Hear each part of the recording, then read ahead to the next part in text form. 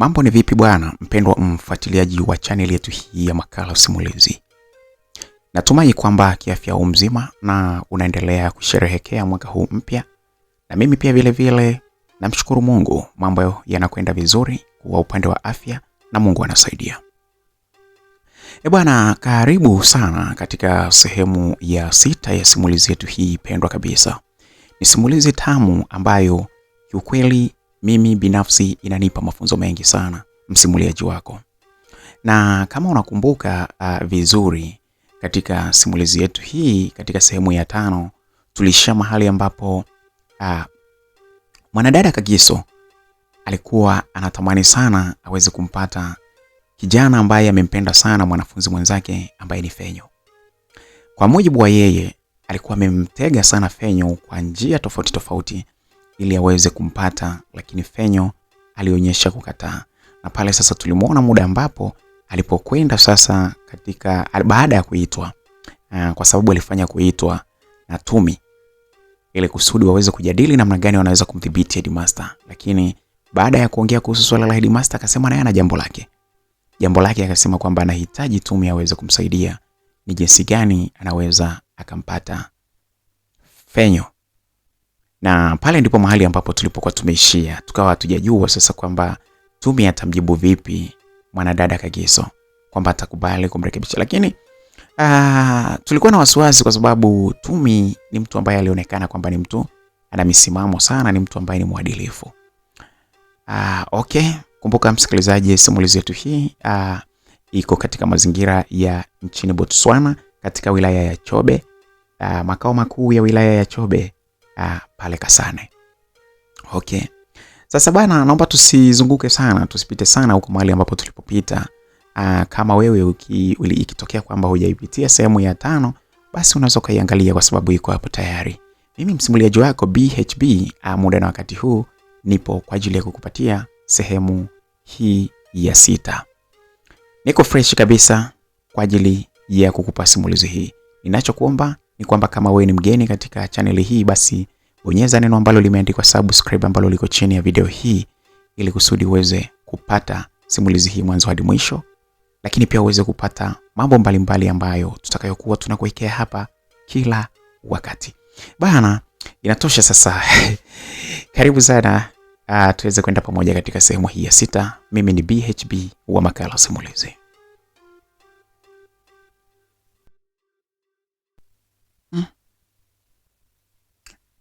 Kagiso. Ni kitu anyway. Kagiso, sio kwamba mimi nashangaa. Nikwambie tu kwamba sishangai sana kwa jinsi ambavyo unavyonieleza. Sio kwamba mimi sielewi kuhusiana na masuala ya mahusiano, ya kwamba mwanadamu yeyote yule anakuwa na tabia ya kumpenda mtu. Lakini mimi ninachokikataa ni pale ambapo mahusiano yanakuwa nje ya utaratibu. Just imagine tu kwamba mtu mwenye rika kama Headmaster anatoka na mtoto wa form 2. Unaweza kuimagine ni jinsi gani ambavyo anamfanyia bullying mtu huyu. Na sio tu kwamba wanatoka naye kama kwamba wanaoana, no, ni mtu anadate naye alafu anamwacha tu endelee na maisha yake. Yaani mtu ambaye anaharibika kisaikolojia na kila kitu ni huyu mtoto ambaye anayetoka na Headmaster. Lakini Headmaster akiwa anabaki yeye kama alivyo. Kwa hivyo wala usiniambie kwamba labda nitakucheka au kukufokea kwa ulivyoniambia. Hata mimi nina moyo. Ninafahamu ni jinsi gani ambavyo moyo unapokuwa umependa jinsi unavyoteseka. So, kwa upande wa wewe na Fenyo, I see like, yeah, it's right. Uko sahihi kumpenda Fenyo. Na hata Fenyo kama mkipendana ni sahihi tu. Lakini kitu kikubwa mnachopaswa kuangalia ni kwamba mfahamu kwamba mko shuleni, na mfahamu kabisa kwamba ni mambo gani mnapaswa kuyafanya katika mahusiano yenu na ni mambo gani ambayo hampaswi kuyafanya. Lakini nje hapo mimi niko tayari kukusaidia uweze kumpata Fenyo. Lakini uzingatie mambo niliyokuambia. Kwa sababu hata mimi hapa nilipo siwezi nikakwambia kwamba sipo kwenye mahusiano. Nipo kwenye mahusiano, lakini uwezo kuona mimi nikiwa nafanyishwa mambo sijui. Kwanza mimi siwezi kufanya mapenzi. Mimi kipindi hiki niko shule. Niliwahi kupitiwa siku hizo za nyuma huko ikatokea basi. Lakini naweza nikaamini kwamba ilikuwa ni kipindi cha kuvunja ungo ndo kilichonisumbua. Lakini nje pale mimi sasa hivi hapana, japokuwa nipo kwenye mahusiano na mpenzi wangu anafahamu hilo. Tumejizatiti kwamba mpaka 1 2 3 ndipo ambapo tunaweza tukafanya mapenzi. Kwa hivyo mimi kwa kweli ninakupa baraka zote. Na kama unahitaji msaada wangu, I'm ready to give you. Ile mradi tuweze kumpata Fenyo. Basi nashukuru sana.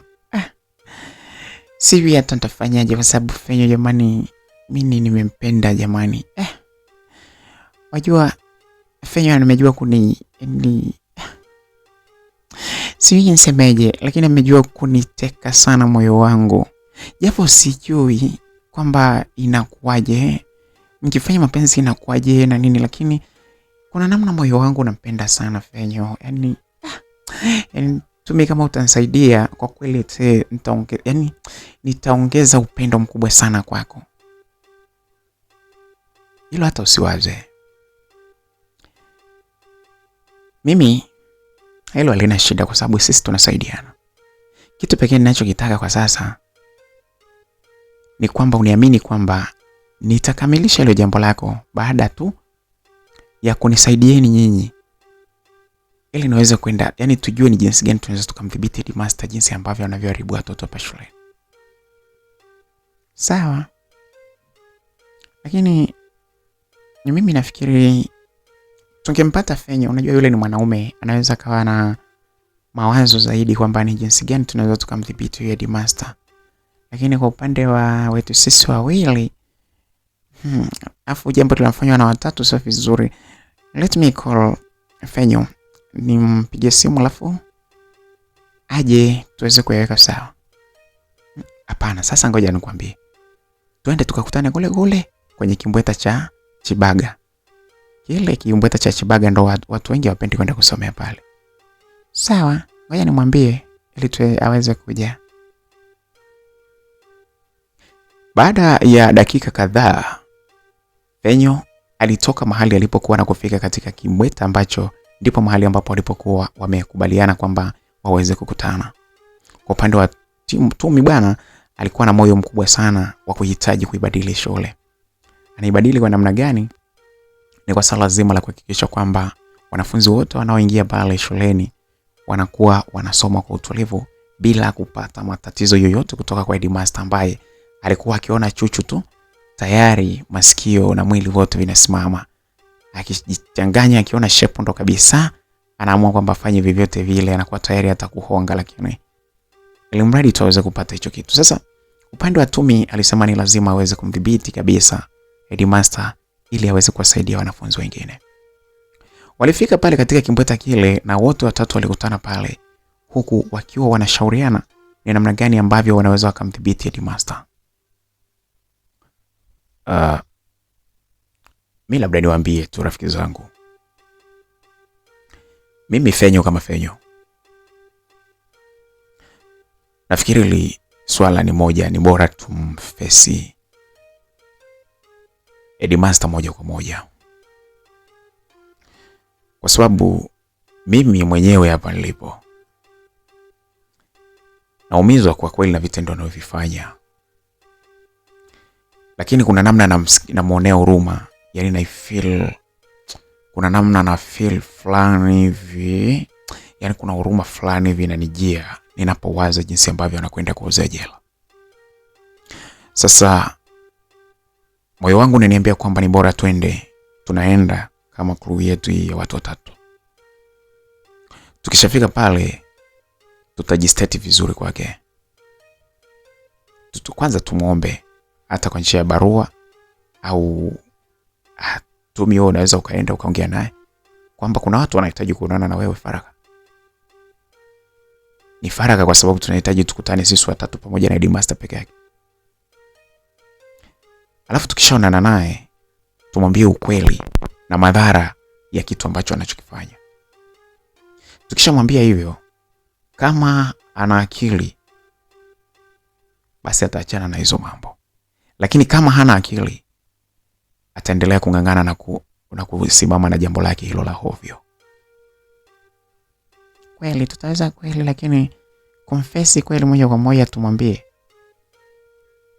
Nafikiri inawezekana. Mimi ninachojua ni kwamba inawezekana.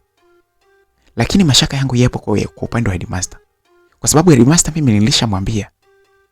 Na alikuwa ananibembeleza sana kwamba angalau hayo mambo yaishi. Lakini badala yake akataka tena eti kunihonga ili kusudi aweze kuendelea na mambo yake. Ndio maana nina mashaka makubwa sana na akili yake.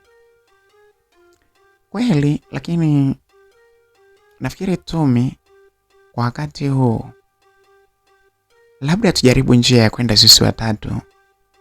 Na kama alivyosema Fenyo kwamba kama ni mtu ambaye ana akili timamu, atabadilika kijua kwamba mambo yake yamefahamika na hayako sirini tena.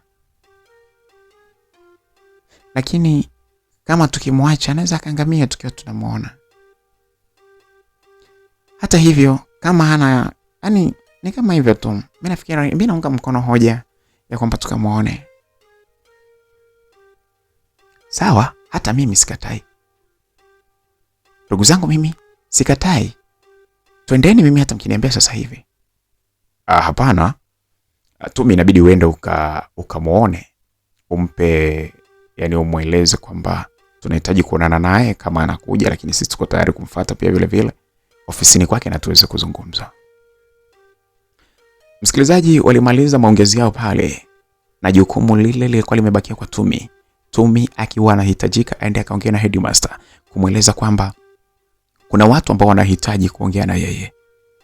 Sasa Tumi kwa sababu alikuwa na moto sana katika jambo lake, alijanyuka pale na haraka sana alipeleka zile taarifa. Alifika mpaka ofisini kwa headmaster na kumpa taarifa ile. Headmaster kwanza aliogopa kwa sababu ya kumuona Tumi, kwa sababu anafahamu kabisa kwamba mahali alipo Tumi hiyo sehemu lazima ni ya moto, kwa sababu hapahitajiki kufanyike jambo lolote la hovyo hovyo. Headmaster alikaa huko akiwa anatetemeka, kana anajiuliza au pengine kuna jambo langu ambalo nimelifanya alafu limefahamika nini. Baada ya dakika kadhaa, kwa sababu headmaster alishakubali kwamba sasa waweze kuja, walienda wakakusanyana na hivyo walikuja wakiwa wote watatu. Walifika pale na headmaster aliwapokea vizuri sana kwa furaha, lakini ni furaha iliyokuwa ni ya nje kwenye uso tu, lakini moyoni mwake akiwa na mashaka makubwa sana. Karibuni sana, karibuni wanafunzi wazuri. Karibuni sana. Ningetamani sana kufahamu kwamba ni jambo gani ambalo limewaleta. Mimi kama mkuu wenu wa shule ni msikivu, kwa hivyo nimependa kuwasikiliza. Niwape muda wangu niwasikilize. Okay, tunashukuru sana mkuu. Asante sana mkuu. Walitikia mwanadada Kagiso pamoja na kijana Fenyo. Utulivu uliendelea pale, na hapo sasa mwanadada Tumi akiwa na yeye amekaa ametulia. Headmaster alikuwa amekaa kwenye kiti chake na hao wengine wote watatu walikuwa wamekaa mkabala na yeye wakiwa wanamtazama, wakiwa wanasubiri sasa waweze kupewa go ahead. Okay. Sijui mmejipangaje kuzungumza, lakini anyway, mnaweza mkazungumza kilicholeta.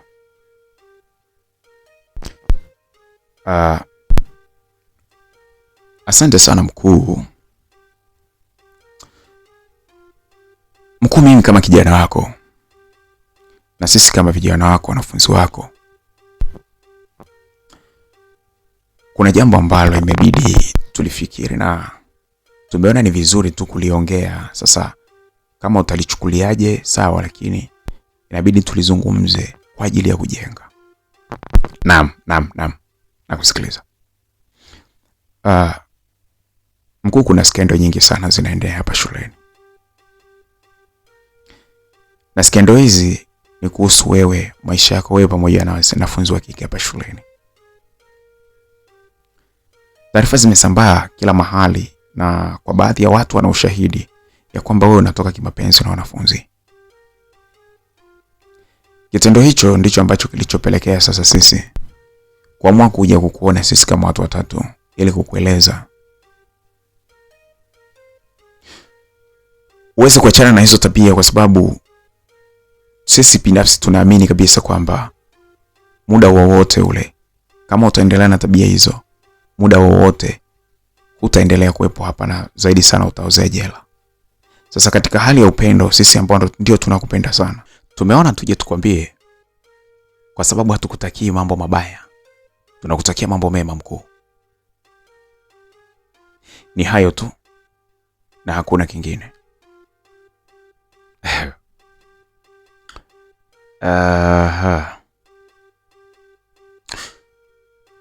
Nafikiri nyinyi wawili mnakuja kuharibiwa na huyu Tumi. Huyu Tumi ndiye mtu ambaye amekuwa na tabia za kunizushia mambo ya hovyo hovyo mara kwa mara, na mimi nimekuwa nikimtazama tu.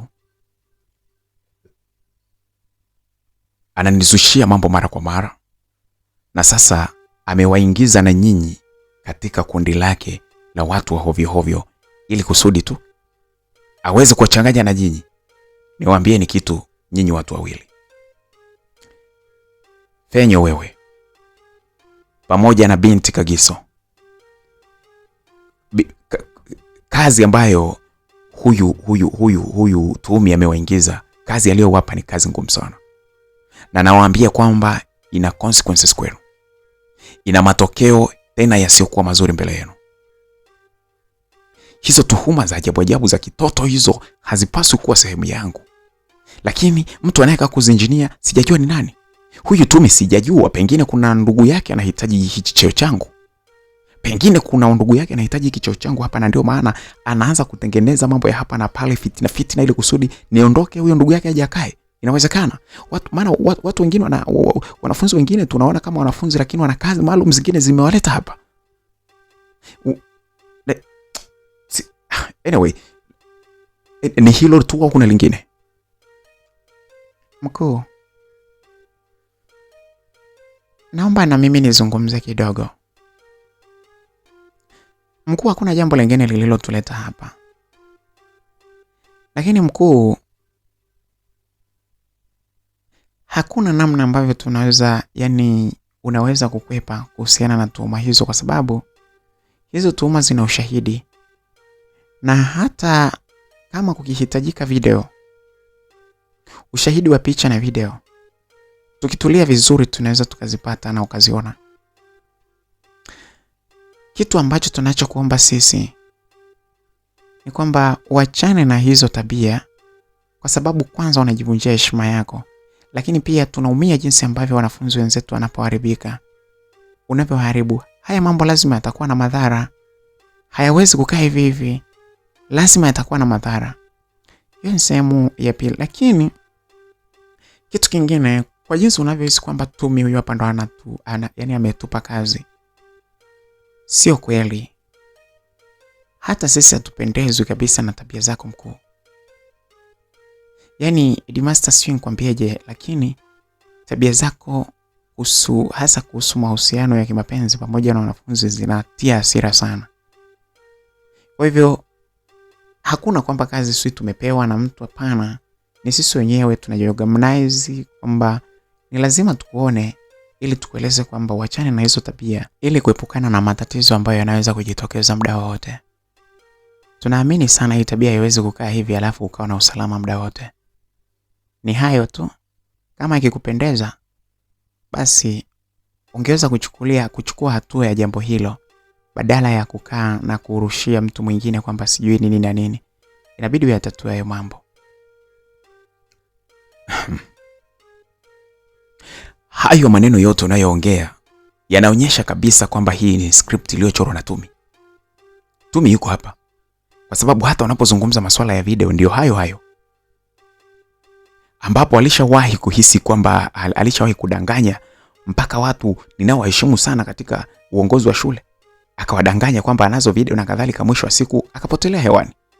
Ni uzushi, fitina. Basi tu, basi. Lakini anyway, najua tu mmenyweshwa hayo matango pori, wenyewe mmelishwa tu hayo matango pori na nyinyi mmekubali, na waomba sana muweze kuachana na hizo tabia. Tumi. Headmaster alianza kumuita Tumi akiwa yupo tu, kakaa anamtazama kwa umakini sana. Tumi alikuwa hana papara kabisa za kuongea na Headmaster. Alikuwa ametulia akiwa anamtazama kama anataka kusema kwamba ngoja amalize, alafu ndipo naye aanze kuongea. Abe mkuu, acha kuwapotosha wenzako. Acha. Mkuu, naomba nikwambie kitu. Usiniambie kwamba sijui nawapotosha. Tulikuja hapa kwa wema tu ili tuweze kuzungumza nawe kuhusu hilo jambo. Kama hutaki kufanyia kazi mambo ambayo tuliyokuambia, sema sitaki. Au unaweza ukanyamaza lakini ukaamua kuendelea na mambo yako. Lakini usinishutumu mimi kwamba sijui hivi. Kwani kuna kitu chochote cha uongo kilichoongelewa hapo? Iwe nimewaambia mimi au sijawaambia, lakini je, ni ukweli au si ukweli? Hapo ndipo sehemu ambayo tulipaswa tusimamie. Lakini hata hivyo sijaja wala hatujaja hapa kwa ajili ya ugomvi. Headmaster, hayo mimi nimezungumza, nimemaliza. Kazi iko pale pale kwamba lazima tuhakikishe kwamba shule inakuwa salama, wanafunzi wanabaki salama. Wewe kama mkuu wa shule, kama umekataa, hutaki kabisa kusikia hata pale tunapokushauri, hujiulizi tu kwamba ni jinsi gani tulivyoamua sisi kama wanafunzi kuja kukuona, hukuona hata hata ile busara ya kusema kwamba ile jambo lililoongelewa ni la maana. Badala yake unatuona sisi kama ni watu ambao ni wafitini. Sawa. Ngoja tuone. Mbio za sakafuni huishia ukingoni. Ngoja tuone. Tumi alizungumza kwa ukali, akionyesha ujasiri wa hali ya juu. Headmaster alibaki akiwa amemtazama tu. Mwisho kabisa alisema, anyway, nashukuru kwa hayo yote mlioongea. Nitajua tu kwamba tunayamalizaje hayo mambo. Nendeni mkaendelee na shughuli zenu. Tumi, Kagiso pamoja na Fenyo walitoka pale. Kiukweli walitoka akiwa wanaongea huku akiwa wanaonyesha hali ya kuumia sana, kwa sababu mkuu wa shule hata hakulichukulia ile jambo kama jambo serious na la maana. Badala yake aliona kama ni swala lenye ugomvi ndani yake, ufitini na mambo kama yale. Sasa wakati wanatoka wale wanafunzi watatu, mioyo yao ilikuwa inasononeka sana. Lakini mwisho kabisa Tumi aliwapa neno moja la faraja sana. Nisikilizeni niwaambieni. Mpaka hapa tumetekeleza kazi ya Mungu. Tumemaliza kazi ya Mungu. Tumeosha mikono kwa kusafisha nafsi zetu, kwamba tulipata wasaa pia wa kushauri na ikashindikana. Kinachofuata hapo, ndugu zangu, yaacheni hayo mambo yaka. Tunyamaze. Sina maana kwamba tunyamaze tuache kuangalia namna ya kulitatua hili jambo. Hapana, lakini nasema tu tuendelee kunyamaza, tusikilize jinsi ambavyo Headmaster huyo ataendelea kuishi. Hayo tu. Walikaa kimya kidogo wakiwa hawamjibu kitu chochote mwanadada Tumi. Baada ya kitambo kidogo, Fenyo aliongea akisema, mimi rafiki zangu nimekuja kugundua kwamba kuna watu wazima wengine ambao bado ni wajinga tu. Headmaster sikuwahi kujua kwamba ni mjinga kiasi hiki.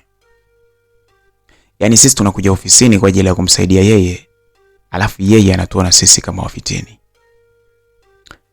Lakini sawa, hamna noma. Hakuna shida kabisa. Bana, tu mimi nimesafishika moyoni mwangu, hamna shida tu. Mimi naachana na yeye. Kwa hiyo mimi kwangu fresh tu. Ngoja tuone kwamba anaishia wapi. Hata mimi, sio wewe tu. Hata mimi Kagiso nimeona tu kwamba ni mtu, Headmaster ni mtu ambaye amekosa hekima, lakini hamna shida kwa sababu matatizo yatakayompata yanampata yeye. Kwa hivyo hamna shida, mimi nimenyamaza, nimechukulia poa tu. Walimaliza mazungumzo yao pale, na hapo sasa ilibidi watawanyike. Katika kutawanyika kwao, mwanadada Kagiso alimfuata mwanadada Tumi na kusema wanaweza kuondoka naye. Wakati akiwa anatembea, alimkumbushia jambo lake. Shoga yangu. Bana. Huko kwa Headmaster tumefeli kwa staili hiyo. Tunajua tutampata kwa njia zake zingine. Hata si wazi.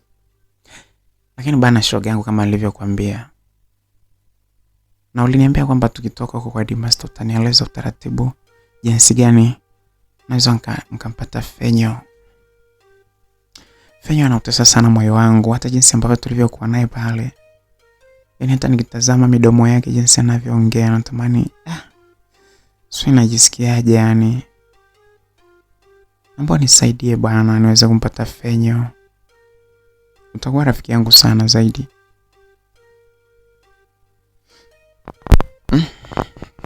Sawa. Hamna shida. Lakini mimi naweza nikakupa ushauri mmoja tu. Kwa sababu umeniambia kwamba hujawahi kumwambia Fenyo kama unampenda, si ndivyo? Ndiyo. Mimi nashauri tafuta muda afu mwambie ukweli Fenyo kwamba unampenda. Yaani tafuta muda uliotulia, muite afu mwambie. Jamani mimi naogopa. Sasa unavyoogopa ndo unavyoenda kumpoteza. Na nikwambie Fenyo muda wote anaweza kupata mtu mwingine hapa ukazidi kuumia roho wewe mpaka ukome. Jamani acha kusema hivyo bwana. Nitakwenda tu nimwambie ukweli we. Yaani Fenyo akipata mwanamke mwingine hapa si roho yangu itapasuka jamani. Jamani nahisi nitakufa jamani kwa pressure. Hapana. Ngoja tu ngaweke mwenyewe. Hapana. Basi fanya hivyo. Kati ya leo na kesho tafuta muda, kaa naye. Hakikisha kwamba umependeza muda huu. Upendeze vizuri. Afu kaa naye umwambie ukweli wako. Na uhakika atakubali. Akikataa, zipo njia nyingine. Hatuwezi kufeli. Sawa shoga yangu? Sawa. Siku ile ilipita bana, na siku iliyofuata ilikuwa ni siku ambayo mwanadada huyu Kagiso alikuwa amejipanga kwa nguvu zake zote, kwa nia zote kwamba ni lazima siku hiyo aweze kutoboa ukweli kwa rafiki yake huyu Fenyo ili waweze kuwa pamoja. Alitafakari, akajua kwamba japokuwa anakwenda kufanya tukio moja kubwa sana, lakini inabidi afanye kwa sababu ndilo litakaloleta amani nafsini mwake. Katika hali ya kujiandaa vizuri, mwanadada Kagiso alijiandaa kwa kuoga vizuri na kupendeza. Kichwani alipendezeshwa kichwa chake, uso wake aliupendezesha na kuweka lipstiki kwa mbali, huku akiwa amenyoa nyusi zake na kuziseti vizuri kabisa. Alihakikisha kwamba nguo ambazo anazivaa anajitazama mara 3 kwenye kioo. Alipendeza katika muonekano ambao ni kana kwamba anakwenda kugombea umisi hivi. Alipendeza sana kwa kweli mwanadada Kagiso. Na hapo ndipo ambapo alipoomba kwamba anahitaji kuonana na Fenyo. Kwa upande wa Fenyo anajua kwamba ni ratiba za kawaida tu za kukutana. Lakini kwa upande wa Kagiso alijua kabisa kwamba ninakwenda kukutana na mtu ambaye nahitaji nimwambie ukweli mzito sana. Tena ni ukweli ambao hata mimi sijazoea kusema, lakini itabidi niufanye hivyo. Sasa walikuwa wamekutana kana kwamba anakwenda kusoma wakiwa na vitabu vyao. Vile vile wakiwa na kompyuta zao ambazo walikuwa wamezibeba pale kwa ajili ya kufanyia kazi zingine pale kwenye kompyuta. Lakini walipofika pale, hata kijana Fenyo mwenyewe alistuka kwa jinsi alivyomuona Kagiso siku hiyo. Kagiso alikuwa amependeza sana, chini amevalia vizuri, mkoba safi, amependeza anavutia sana, kiasi kwamba hata Fenyo alipomtazama tu, kiukweli huku chini kwa babu hata kwenyewe kulistuka. Kuna namna fulani palijitikisika baada ya mwili kupata msisimko mkubwa sana. Walikaa katika meza moja huku akiwa wametazamana. Mmoja alikuwa amekaa upande mwingine na mwingine upande wa pili. Walikuwa wametazamana, na hapo mwanadada Kagiso akiwa amelegeza uso wake na kuweka katika pose kali sana. Fenyo hata alishangaa, akaanza kushindwa sasa kwanza kufungua material kwa ajili ya kusoma, akajikuta anamtazama tu. Ase umependeza. Kweli? Umependeza sana. Mimi kana najiuliza au unapanda ndege? Unataka uende Johannesburg nini? Johannesburg wapi bana? Nimevaa hivi kwa sababu ninapenda tu nipendeze yani. Hapana bana, sio hivyo bana. Mbona umependeza sana kama unaenda kupanda ndege bana? Kwani ukienda kupanda ndege ndo unapendeza? Ndo unapendeza sana. Kwani kwenye ndege kuna nini? Au kwenye ndege kuna kwa na wapenzi huko kwenye ndege? Hapana, sio kwamba kuwa na wapenzi, lakini ni sharti tu kwamba unapoenda kupanda ndege lazima upendeze. Basi wewe ndo ndege wangu. Unasema? Wewe ndo ndege yangu sasa, nimependeza afu nakuja kuonana na wewe. Wewe unamaanisha nini? Hivi kweli kabisa masomo yenyewe ya masomo mengine magumu kiasi hiki ndo unayapendezea kiasi hiki? Sio hivyo, Fenyo. Ila ni vizuri kupendeza unapokuwa na mtu ambaye unayempenda. Fenyo, nimekuita hapa leo sio kwa sababu pengine nina hamu sana ya kusoma leo, lakini kuna kitu kinaniumiza sana. Nimetamani nikwambie tu. Kitu gani? Fenyo, mimi nakupenda sana, nahitaji uwe mpenzi wangu. Unasema? Fenyo, nakupenda sana. Natamani uwe mpenzi wangu.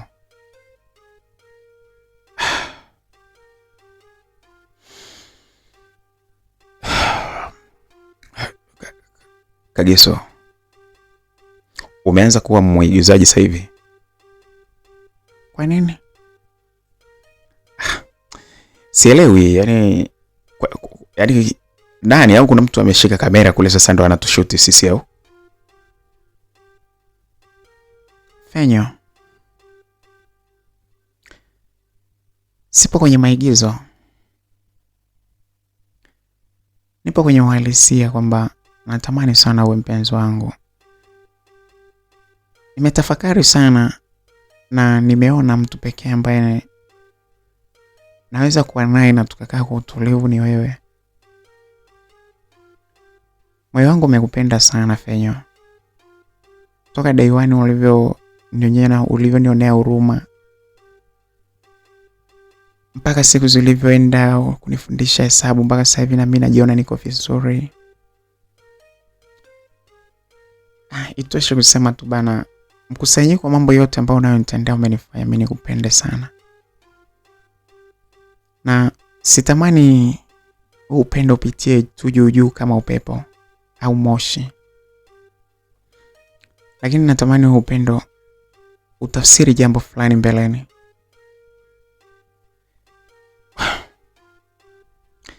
Kagiso, unamaanisha tafsiri gani? Natamani sana mbeleni tuje tuwe kama mke na mume. Lakini natamani tuishi maisha ya wapenzi katika kipindi hiki.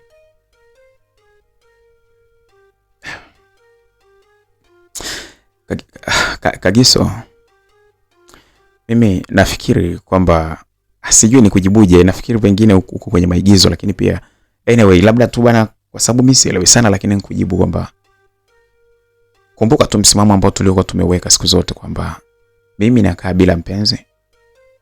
Sijihusishi katika masuala mazima ya ngono. Sijihusishi katika masuala ya mapenzi, lakini na wewe pia vile vile uliniambia hivyo kwamba unahitaji usome tu. Uhitaji kuingia katika mahusiano ya mapenzi kabisa. Wewe uliniambia. So iwe unaigiza au hauigiza au vyovyote vile, lakini mimi naomba uweze kuishi katika ndoto zako ambazo ulizozisema toka awali. Na mimi vile vile niendelee kuishi hivi hivi.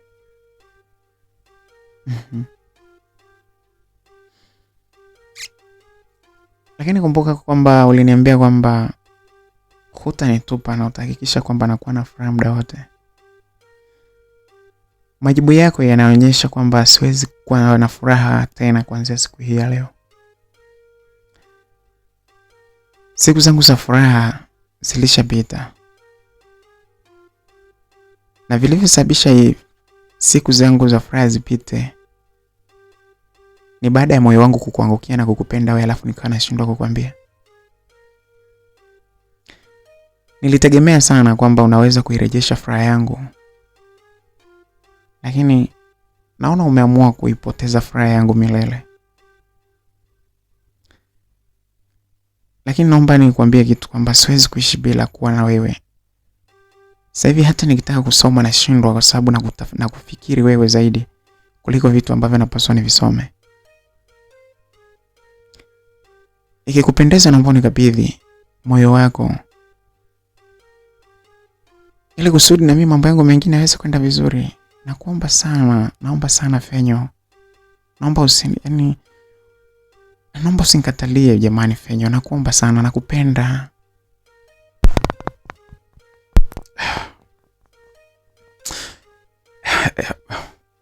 Anyway, nafikiri tutaongea vizuri siku nyingine. Nimekusikia, nimekuelewa, lakini tutazungumza muda mwingine. So, naomba tuachane na hiyo mada kidogo kwanza. Kwa kweli pale mwanadada huyu Kagiso alikuwa ameumia moyo sana. Aliondoka pale akiwa na mashaka, hana uhakika kabisa kwamba ni kweli Fenyo atamkubalia ombi lake au vipi. Sasa aliondoka pale akiwa na aibu, akiogopa kabisa kwamba inawezekana Fenyo akawa amemkatalia na pengine urafiki wao usiendelee. Kwa hivyo waliwaliza maongezi pale na yeye akatoka, lakini moja kwa moja alimtafuta rafiki yake Tumi. Alipofika kwa Tumi alimtazama Kagiso, aliona kabisa kwamba Kagiso alipo kwenye hali ya kawaida. Kagiso yuko kwenye hali ya mtu ambaye anasononeka, ana mashaka moyoni mwake.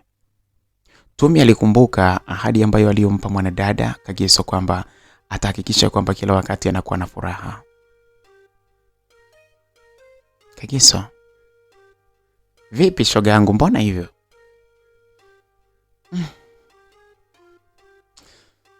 Shoga yangu basi tu, mambo yale tu nilokuambia.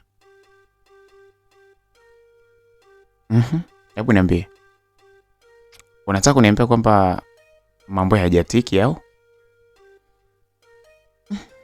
Hayajatiki. Fenyo kanikataa. Kakukataa? Yaani kwani wewe umemwambia afu amekataa? Amekwambiaje? Ameniambia kwamba hayuko tayari, lakini baadaye akaniambia kwamba tuachane na hizo mada, tutakuja kuongea wakati mwingine. Lakini ameniambia amenisikia. Sasa nisikilize nikwambie kitu rafiki yangu. Unajua si kawaida sana kwa mtoto wa kike kumtongoza mwanaume. Kwa hivyo upande wa Fenyo anaona kabisa kwamba yani haamini kitu unachokimwambia. Haamini kabisa kitu unachomwambia, anaona kabisa kwamba si yani kama unamtania vile. Kweli, kwa sababu hata nilivyomwambia aliniambia kwamba anahisi kwamba mimi ninamuigizia. Mara ananiambia kwamba eti labda kama kuna mtu ambaye anashuti yuko kwenye, kwamba eti mimi niko kwenye igizo tunashuti eti movie. Ndio hivyo sasa ninavyokuambia. Sasa kwa sababu wanaume hawajazoea kuambiwa na mwanamke hivyo, lazima anakuwa na kigugumizi cha kukuitikia na kukupokea, kwa sababu anaogopa kwamba yani kwanza anaogopa kwamba pengine usio kwa wewe uko kwenye utani. Lakini hasa pia ukizingatia kwamba wewe ulishamwambia kwamba hauhitaji kuwa katika mahusiano mpaka utakapomaliza, lazima azidi kuwa na mashaka. Lakini pia upande mwingine, Fenyo sio mtu ambaye anapenda wanawake, yani sio mtu wa kushobokea wanawake au mtu wa kujihusisha sana na mahusiano. Kwa hiyo kama Fenyo ni mtu ana aina hiyo lazima akae awaze sana kama anaweza kukubalia au vipi. Ushaelewa? Kwa hivyo kitu ninachokuomba sasa, nikwambie, usikate tamaa. Wanaume mara nyingi wanapenda tu kwamba yani waonyeshe kupendwa. Baada ya hapo tu unavyoonyesha kumtii, kumpenda, basi yeye mwenyewe anakupokea. Yani utashangaa tu nyinyi mko pamoja kwenye mahusiano. Yani hata sipokujibu, lakini utashangaa mkiingia kwenye mahusiano ya moja kwa moja. Ndivyo ambavyo wanaume walivyo. So mimi nakushauri tu kwamba endelea kumuonyesha upendo na kujali. Lakini usiwe sasa kama unashoboka. Ishini kama kawaida, lakini ukizingatia sana kwamba unamheshimu na kumpenda. Mimi naamini jambo hilo litakuwa. Na mashaka sana, naogopa kama Fenyo akinikataa, sijui nitaishije. Hapana shoga yangu. Mimi naamini atakubali. Hawezi akakataa. Yani kama ikitokea akivuta, hebu tuangalie hii wiki. Hii wiki kama kuanzia leo mpaka wiki ikiisha, kama hajakupa jibu lingine zuri, mimi nitamfesi, nitakutanisha wote na tutaongea vizuri. Hawezi akakataa moja kwa moja. Kwani yeye hajawahi kukuambia kwamba wewe ni mzuri hata siku moja? Asha kuniambia mara nyingi tu mzuri sana. Ashaniambiaga mara nyingi. Basi kama alisha kukuambia, hakuna mtu ambaye hapendi vitu vizuri. Na kama umeshamwambia kwamba unamhitaji na yeye mwenyewe anaona kabisa kwamba wewe ni mzuri, lazima atakubali. Kwa hiyo hata hamna shida. Cha msingi tu baada ya mambo yote kukamilika, mjue kwamba nyinyi ni wanafunzi. Hilo ndio jambo la msingi. Sababu siwezi kukataza kwanza usipende na kati ushapenda. Lakini lazima pia tu kushauri namna ya kuishi na huyo mpenzi wako. Sawa. Endelea kuniombea jamani. Fenyo asije akanikataa. Mwanzo sijui nitaishije hapa. Hamna shida, ngoja tuangalie hii wiki moja kwamba yeye atakuwaje. Usirudi nyuma, endelea kwa karibu na yeye kama kawaida tu. Sawa, hata hivyo nitarudi nyuma jamani, nitakaa. Siwezi kwanza kumaliza siku bila yeye mwenyewe hapa shuleni, unajua. Yani bila kuonana na yeye haiwezekani, so sina namna. Yani ile kwanza bora nikubali tu, kwa sababu akinikataa nitakufa sijui. Hapana shoga yangu, hata usiwaze. Msikilizaji, maongezi kati ya mwanadada Kagiso pamoja na Tumi yalikuwa yamemalizika na stories zingine zikaendelea na hatimaye wakatawanyika. Lakini bwana, wakati ule walikuwa hawajui upande wa pili. Upande wa pili kwa upande wa Headmaster, kumbe jambo lile bana la wao siku ile kumfikia na kumueleza kuhusiana na masuala mazima ya mahusiano yake ya kimapenzi pamoja na wanafunzi. Headmaster la jambo lile limuuma sana. Alidhamiria kwamba lazima hawa wanafunzi wote waweze kuondoka pale shuleni. Alidhamiria kwamba hawawezi wakaendelea kudumu pale. Na alisema lazima mkakati ule ukamilike. Lakini upande mwingine pia Headmaster alikuwa anamtamani sana Kagiso. Sababu siku nyingi amehangaika naye, lakini Kagiso amekuwa anachomoa kwa namna moja au nyingine. Alafu Kagiso anakuwa engo nzuri ya kujaa kwa Headmaster inakuwa haipatikani. Pengine kwa sababu alikuwa yuko karibu na Tumi, na Tumi mara nyingi alikuwa amekuwa mtu wa kwanza kusisitiza sana kuhusiana na tabia mbaya za Headmaster, na huku akiwa anamsisitiza sana Kagiso namna ya kuishi pale shuleni. Sasa Headmaster alidhamiria kwa moyo wa dhati kwamba lazima afanye kitu ili wale watu wasiwali, ili akina Tumi, Kagiso pamoja na Fenyo wasimzoe sana. Sasa alisema ni lazima atumie mbinu za pale pale ndani za wanafunzi ambao walioko pale ili kuhakikisha kwamba anawanasa hawa na kushughulika nao vizuri iwezekanavyo. Headmaster huyu bana ambaye alikuwa anafahamika kwa jina la Katleko Gofoane Bando alikuwa na hasira sana. Akaenda akamuita mwanafunzi ambaye alikuwa ni rafiki yake siku nyingi. Huyu bwana si mwingine, ni rafiki wa karibu sana anayefahamika kama Mika. Mika ni yule ambaye alikuwa ni kiongozi wa michezo. Kumbuka kwamba huyu ndiye alikuwa ni kiranja wa michezo, yeye pamoja na Sara. Sasa alisema kwamba lazima atumie njia ya kupitia Mika, ikiwezekana pamoja na Sara, ili kuhakikisha kwamba wanamsaidia katika yeye kusurvive akiwa anaendelea na tabia zake mbaya kama kawaida, lakini pia asije akakamatika. Mika alipigiwa simu na Headmaster na yeye akafika ofisini.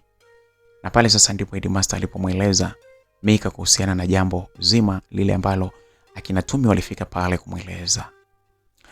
Alipoelezwa vile, basi Headmaster ni kama alikuwa na wazo, akasema, sasa bwana Mika,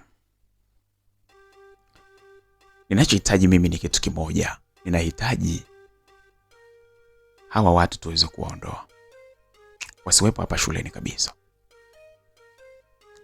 Na namna nzuri ya kuwaondoa ni lazima kuwe na kesi maalum, tuwabambikie kosa lolote lile ili waweze kuondoka hapa shuleni. Kwa sababu bwana, sasa tutaishije? Wewe, mimi gari yangu utakuwa unatumia kila wakati, lakini naomba unisaidie katika hili jambo, hao watu tuweze kuondoa. Ni wanafunzi wa korofi, hawafai kuendelea kuwepo hapa. Wewe kumbuka jinsi ambavyo mimi nakusaidia. Hata nyumba ile kule unapotaka kwenda nyumba yangu ile unaenda, hata wewe na madem zako kule mnajivinjari kadiri mnavyotaka. Sasa haiwezekani bwana ukanitupa katika kipindi hiki. Hivyo unajua kwamba nikiondoka hapa hata wewe mwenyewe huwezi kuwa na amani. Huwezi kukaa kwa raha. Alafu pia mimi ni rafiki wako siku nyingi. Mika, mimi nikifukuzwa hapa sifukuzwi tu, ninaenda mpaka jela pia vile vile kufungwa. Hebu naomba unisaidie. Wewe ni rafiki yangu. Na unajua bwana pia kwamba unajua mimi nakuheshimu sana. Kwa sababu hata Sara nisingempata kama sio wewe. Na Sara unajua kwamba ananipenda sana, ni mimi tusitaki kukomana yeye muda mrefu sana. Lakini pia wewe ndiye ambaye unayeniunganisha vizuri hata kwa upande wa Niponde Tito. Niponde kweli nisingempata kama sio wewe. Ninaweza nikaorodhesha mambo mengi sana hapa kuhusiana na wewe, lakini kama ambavyo mimi ninavyokusaidia na wewe pia vile vile unanisaidia, lakini sasa limekuja jambo kubwa sana ambalo lazima tulifanyie kazi na unabidi unisaidie. Hamna shida sana, hamna shida kabisa Headmaster, ila tu sasa sijajua ulikuwa unahitaji msaada wa aina gani hapo, kwa sababu naliona hilo jambo gumu sasa kwamba tutawapa kesi gani hao. Mimi nina wazo. Ninahitaji utafute rafiki zako wengine ambao wanakuwa na uwezo mzuri wa kuongea, kutoa ushuhuda wa uongo. Alafu atakuja mmoja hapa kuwashitaki hawa watu watatu, Kagiso, Tumi pamoja na Fenyo. Kushitaki hapa kwamba wanataka waandae njama ya mimi kunifukuzisha shule na kunipeleka jela. Na mmoja wa marafiki zako atakaposhitaki, nyinyi mtakuja kama mashahidi. Mkishafika mashahidi kama 4 hivi, mtakao sema vizuri kwamba wamesema kwa namna tofauti tofauti katika mazingira tofauti, mliwaona wakiwa wanazungumza haya, wakiwa watatu wanazungumza, wanajadili namna ya kunipa mimi kesi. Ninafikiri tutakapoitisha bodi ya shule ni lazima hawa tutawafukuzisha shule. Na hasa ukizingatia kwamba tayari Tumi alishafeli mara ya kwanza alipohitaji kuleta huo ushahidi wake ili kwamba mimi niweze kufukuzwa shule. Kwa hivyo ikitokea mkileta kesi kama hiyo ofisini, bodi ya shule ikija ikikaa, itaona ni sahihi kabisa kwamba hawa watu ni watu wanaotengeneza njama na tutawafukuza shule. Na hapo sasa mimi na wewe ndipo tutakapoendelea kula bata. Kumbuka hata kwamba tuna ahadi yetu ya kwenda Chobe National Park. Sasa Chobe National Park tutaendaje kula bata huko ukiwa wewe pamoja na mpenzi wako na mimi na wapenzi wangu? Tutakwendaje huko sasa kama nikifukuzishwa shule na kwenda jela? Hebu naomba ulizingatie hili Mika. Mkuu, hapo nimekuelewa. Na hilo sasa mpaka sasa hivi alishindikani. Nilikuwa naangalia tu kwamba ni namna gani tutafanya, lakini nimeelewa. Umenielewa vizuri Ya, hapo nimekuelewa. Na huo mkakati tutautengeneza, lakini natamani sana pia Sara awepo. Tutengeneze kwamba Sara yeye ndiye mtu ambaye analifahamu hilo jambo vizuri zaidi. Unataka iweje? Sija kuelewa Sara hapo aingie katika sehemu gani? Ninataka Sara yeye awe ndo mwanamke ambaye aliyekuwa ameitwa ili akubali kwamba wewe umemtongoza na umehitaji kuingia naye kwenye mahusiano, alafu akakataa, lakini ukamwingilia kwa lazima.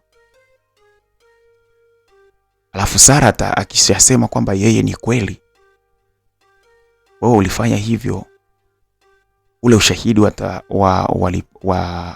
walisema kwamba walitaka waupeleke kwenye bodi ili uweze kufukuzwa. Sasa badala yake Sara akishasema hivyo, akaja akakuthibitishia wewe, basi itakuwa ni rahisi sana tukiitisha bodi, Sara atakuwa shahidi kwamba yeye ndo aliitwa na kina Kagiso ili aweze kutoa ushuhuda wa uongo dhidi yako. Hapo sawa. Hapo sawa kabisa.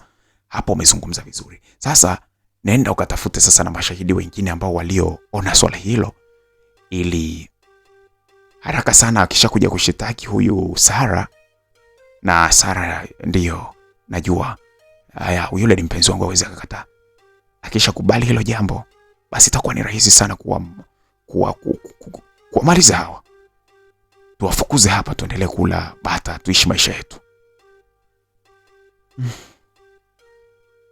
Sawa mkuu, hamna shida. Hilo limeisha. Sawa sana. Msikilizaji, ulikuwa ni mkakati mzuri sana ambao kwa upande wa Headmaster pamoja na Mika ulikuwa ni mkakati mzuri sana kwa ajili ya kufanikisha kwamba wao wanaweza kumuondoa Tuma, Kagiso pamoja na Fenyo pale. Lakini kwa upande wa kina Tuma ilikuwa ni mkakati mmoja mbaya sana ambao ulikuwa umenuia kuondoa pale. Lakini kwa Headmaster aliona kabisa kwamba anakwenda kuchekelea sana pindi jambo lake litakapokamilika. Mika, kiranja huyo wa michezo, alitoka pale na kwenda kuanza kumpanga vizuri Sara. Sara na yeye kwa sababu tayari alishatoka na Headmaster, alikuwa sasa yuko tayari kabisa na alikuwa amesharidhia kwa kila kitu kwamba yuko tayari kufanya hivyo. Mikakati ile ilipangwa na hapo sasa walikuwa wanaendelea kuangalia engo. Ukaribu wa Sara ulielekezwa sana, alielekezwa kwamba awe karibu sana na hawa binti wawili, Kagiso pamoja na Tumi. Lakini kwa sababu Kagiso pamoja na Tumi wanakuwa kwa karibu na Fenyo, basi ukaribu ule wa Sara pamoja na Tumi pamoja na Kagiso basi moja kwa moja utakuwa ni ukaribu pamoja na Fenyo. Ilijengwa mikakati ile ili iende siku kadhaa wakionekana wako pamoja, ili hata ushuhuda ambao watakakuwa na utoa Sara kuhusiana na wao kumtaka kumpoteza Headmaster, kumpotezea kazi, basi ushuhuda wake uonekane ni sahihi. Katika hali ya utulivu kabisa, Sara alianza kufanya kazi hiyo na kujisogeza kuonekana kwamba yeye yuko karibu kabisa na Kagiso pamoja na Tumi. Sometimes walianza kuonekana wakiwa wanasoma pamoja. Mambo yalikuwa yanaendelea vizuri. Na kwa upande wa Headmaster, naye alikuwa anaendelea bado kufanya mapenzi na kuendelea kuwa na mahusiano na mwanadada Niponde Tito. Binti huyo ambaye alikuwa yuko kidato cha pili, binti ambaye alionekana kumpenda sana Headmaster.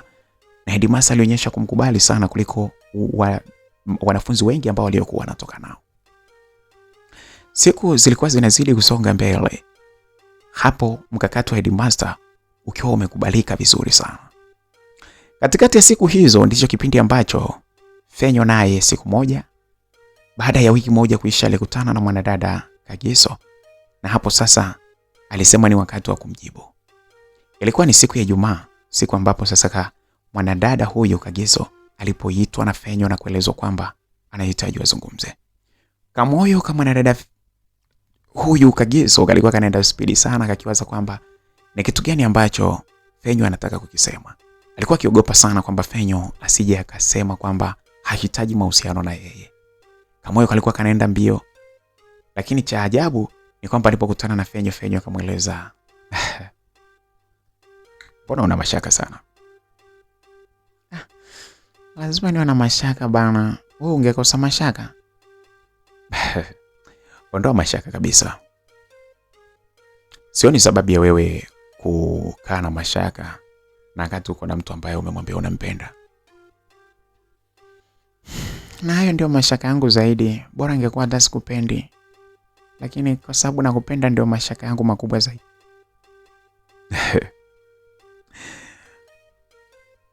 "Naomba uondoe mashaka." "Kagiso, mimi nimetafakari sana kwa siku zote hizi. Nilikuwa nafikiri kwamba pengine ninaota. Hujawahi kusema maneno kama ile mpaka juzi uliponikumbusha tena kwamba unahitaji niweze kukupa jibu lako. Nimetafakari sana na pia moyo wangu umeniambia kwamba wewe ni mtu sahihi kuwa mpenzi wangu. Na nimekuita hapa kukueleza kwamba nimekubali kwamba mimi na wewe tuweze kuwa wapenzi. Japokuwa yapo masharti ambayo yanapaswa tuyafuate. Maneno yale aliyosema Fenyo yalimfanya mwanadada yule kunyanyuka na kuruka na kumkumbatia pale pale Fenyo. Kagiso alifurahi sana na alipomkumbatia hakuna aliyemwelekeza kitu kingine, lakini mdomo wake moja kwa moja ulienda mpaka katika mdomo wa Fenyo na pale pale walianza kupata juisi. Wote walikujikuta wakiwa katika hali fulani hivi ya kimahaba makubwa sana. Walikumbatiana kama dakika kadhaa na machozi yalikuwa yanatoka huku wakiwa wananyonyana kweli kweli, wanapigana busu za mdomoni na kila mahali. Utulivu ulitulia pale kwa sababu ilikuwa ni sehemu ya utulivu sana. Utulivu ulizidi baada ya wao wote kuona kama ni watu waliokubaliana sana. Kagiso alianza kumuuliza Fenyo, akimuuliza, "Unataka unipe masharti gani?" Fenyo alikaa kimya kwanza huku akiwa ameendelea kumkumbatia Kagiso, na sauti yake ikiwa inatoka kwa ndani kabisa. Alianza kuipanga sauti yake ili iweze kutoka na kuanza kumjibu mwanadada Kagiso sawa sawa na jinsi ambavyo alivyouliza.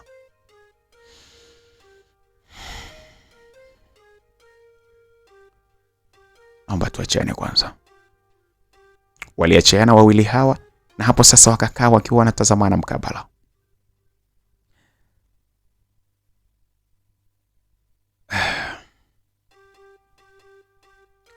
Ama kweli, kumbe busu linaponya. Umenipa busu la utulivu, nimejisikia kama hata mawazo yote ambayo nilikuwa nayo yameyoyoma yote. Mawazo yangu yote yameondoka, yamekwisha. Na kufikiria wewe tu sasa hivi. Hata mimi nimefurahi sana jamani. Busu lako limekuwa tamu sana kwangu. Naogopa tu masharti ambayo utakayonipa yasije yakawa ni masharti ambayo yataniumiza sana. Nakupenda sana, lakini natamani hata nikwambie kwamba usilete masharti, kwa sababu katikati ya watu wanaopendana sioni kama ipo sababu ya kuwekeana masharti. Fenyo, nakupenda sana. Nakupenda pia. Lakini kumbuka kwamba sisi ni wanafunzi. Kwa hivyo ipo kila sababu ya mimi na wewe kuwekeana masharti maalum kwa ajili ya kuishi kama wapenzi. Tukizingatia kwa hali ya juu sana kwamba sisi sio tu kwamba ni wapenzi, lakini pia ni wanafunzi vile vile. Kama unavyofahamu kwamba mapenzi yana nguvu sana, tusipoyawekea masharti yanaweza yakaingilia mpaka taaluma yetu na maisha yetu ya shuleni hapa yakaenda vibaya sana. Na hiyo ndio sababu ambayo imenifanya mimi nikwambie kwamba lazima tuweke masharti. Sawa mpenzi, nakusikiliza. Tuzingatie kitu kikubwa kilichotuleta hapa. Upendo wetu ubaki kupendana hivi, lakini habari ya mahusiano sasa ya kufanya mapenzi tusubiri mpaka pale ambapo tutakapokuwa tumemaliza. Naamini tutakapomaliza hapa advance tutakuwa na uhuru mkubwa huko mbele, kwa sababu tuna uwezo wa kuamua kabisa kufunga hata ndoa na tukaishi sasa kama mke na mume tukiwa tumefurahi zaidi kuliko kama tutaingia katika mahusiano ya mapenzi hapa alafu tuanze kufanya ngono hapa shuleni. Ni jambo ambalo litakuwa ni hatari sana mpenzi wangu. Na sitamani kabisa kati yangu mimi na wewe tuweze kuharibu masomo yetu. Nakupenda sana Kagiso. Naomba uweze kunielewa katika masharti yangu hayo. Nimekuelewa, lakini lolote litakalotokea sawa tu, mimi niko tayari kwa ajili yako.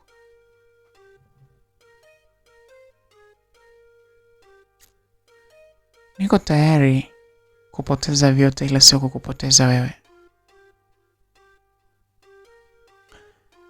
Kwa hivyo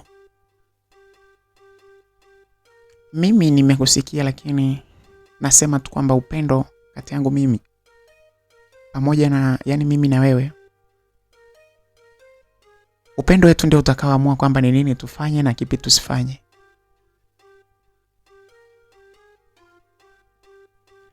Lakini mengine yote tutajulia mbele ya safari. Na upenda sana Fenyo, I love you.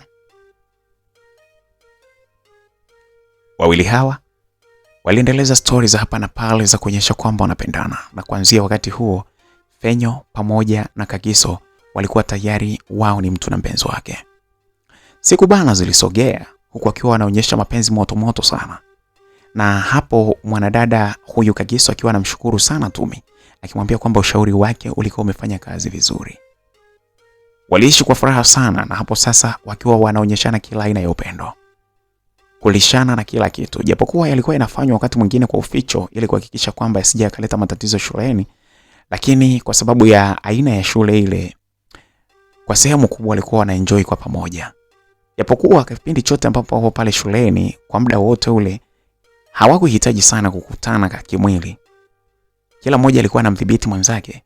Kagiso akiwa anahitaji, lakini alikuwa anaogopa sana kwa sababu bado alikuwa yeye ni msichana ambaye bado hajaanza. Kwa upande wa Fenyo naye alikuwa anaogopa sana ili lisije likatokea la kutokea na yeye sasa akaja kufukuzwa shule, pengine kwa kumpa mimba au pengine kwa kukamatwa tu kwamba walikuwa wako kwenye masuala mazima ya ngono.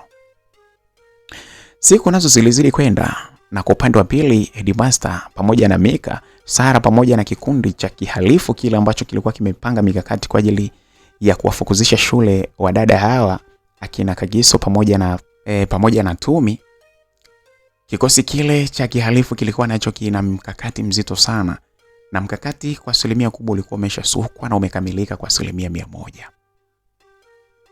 Wakati Fenyo pamoja na Kagiso wakiwa wanaishi maisha yao ya kimahaba mara kwa mara, lakini upande mwingine kule kuna watu walikuwa wamenuia kwamba hawa lazima waweze kuondoka pale shuleni. Siku zilisonga, na sasa ilikuwa siku hiyo ni siku ya Jumatano, ambapo sasa mwanadada huyu Tumi alishangaa akiwa anaitwa katika ofisi ya nidhamu, ofisi ya shule pale ya nidhamu akiitwa. Kwa yeye ilikuwa ni kawaida sana kuingia katika ofisi ya nidhamu ile, alikuwa akienda kusolve matatizo ya kinidhamu yaliyojitokeza kwa wanafunzi. Lakini siku ile alishangaa sana kwa sababu mwalimu wa nidhamu alipomuita pale alikuwa yuko katika hali ya hasira sana. Siku hiyo ilikuwa ni yeye anapaswa kuchukuliwa nidhamu badala ya yeye kuchukulia wengine nidhamu. Basi bana alifika pale wakakaa, lakini akashangaa akielezwa kwamba kuna kesi nzito ambayo imefika pale shuleni.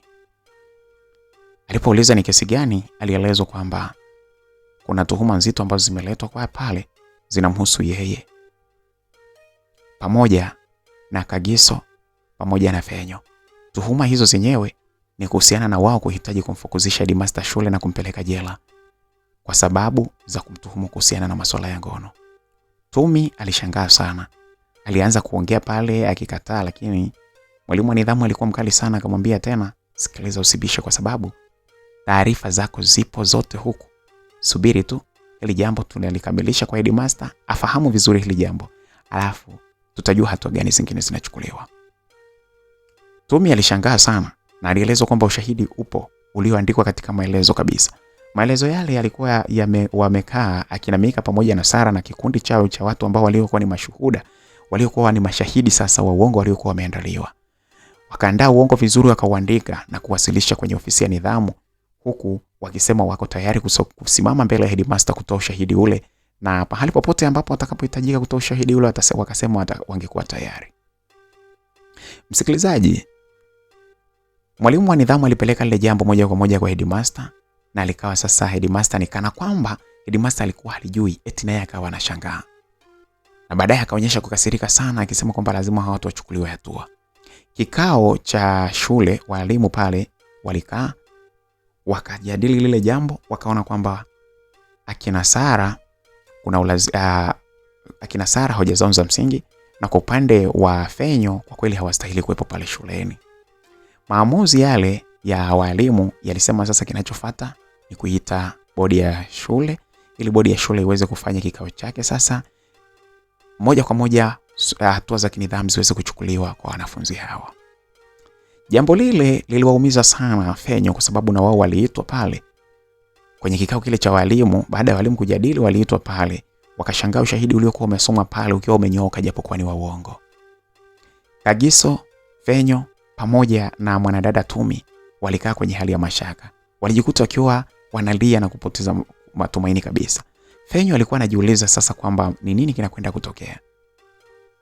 Atakapokuwa amefukuzwa pale, mbona maisha yake yatabadilika sana? Sasa machozi ambayo waliokuwa wanalia pale, Headmaster yeye aliyachukulia yale machozi kama advantage. Akasema kwamba bana, nyinyi ni lazima moja kwa moja bodi ya shule iitwe iweze kuchukua nidhamu dhidi yenu. Walitoka pale wakiwa wameparanganyika sana vichwani mwao. Sasa Headmaster alituma mtu kwa upande wa Kagiso, akamwambia kwamba Kagiso afike ofisini kwake. Hapo ilikuwa ni muda mwingine baada ya kikao kuisha.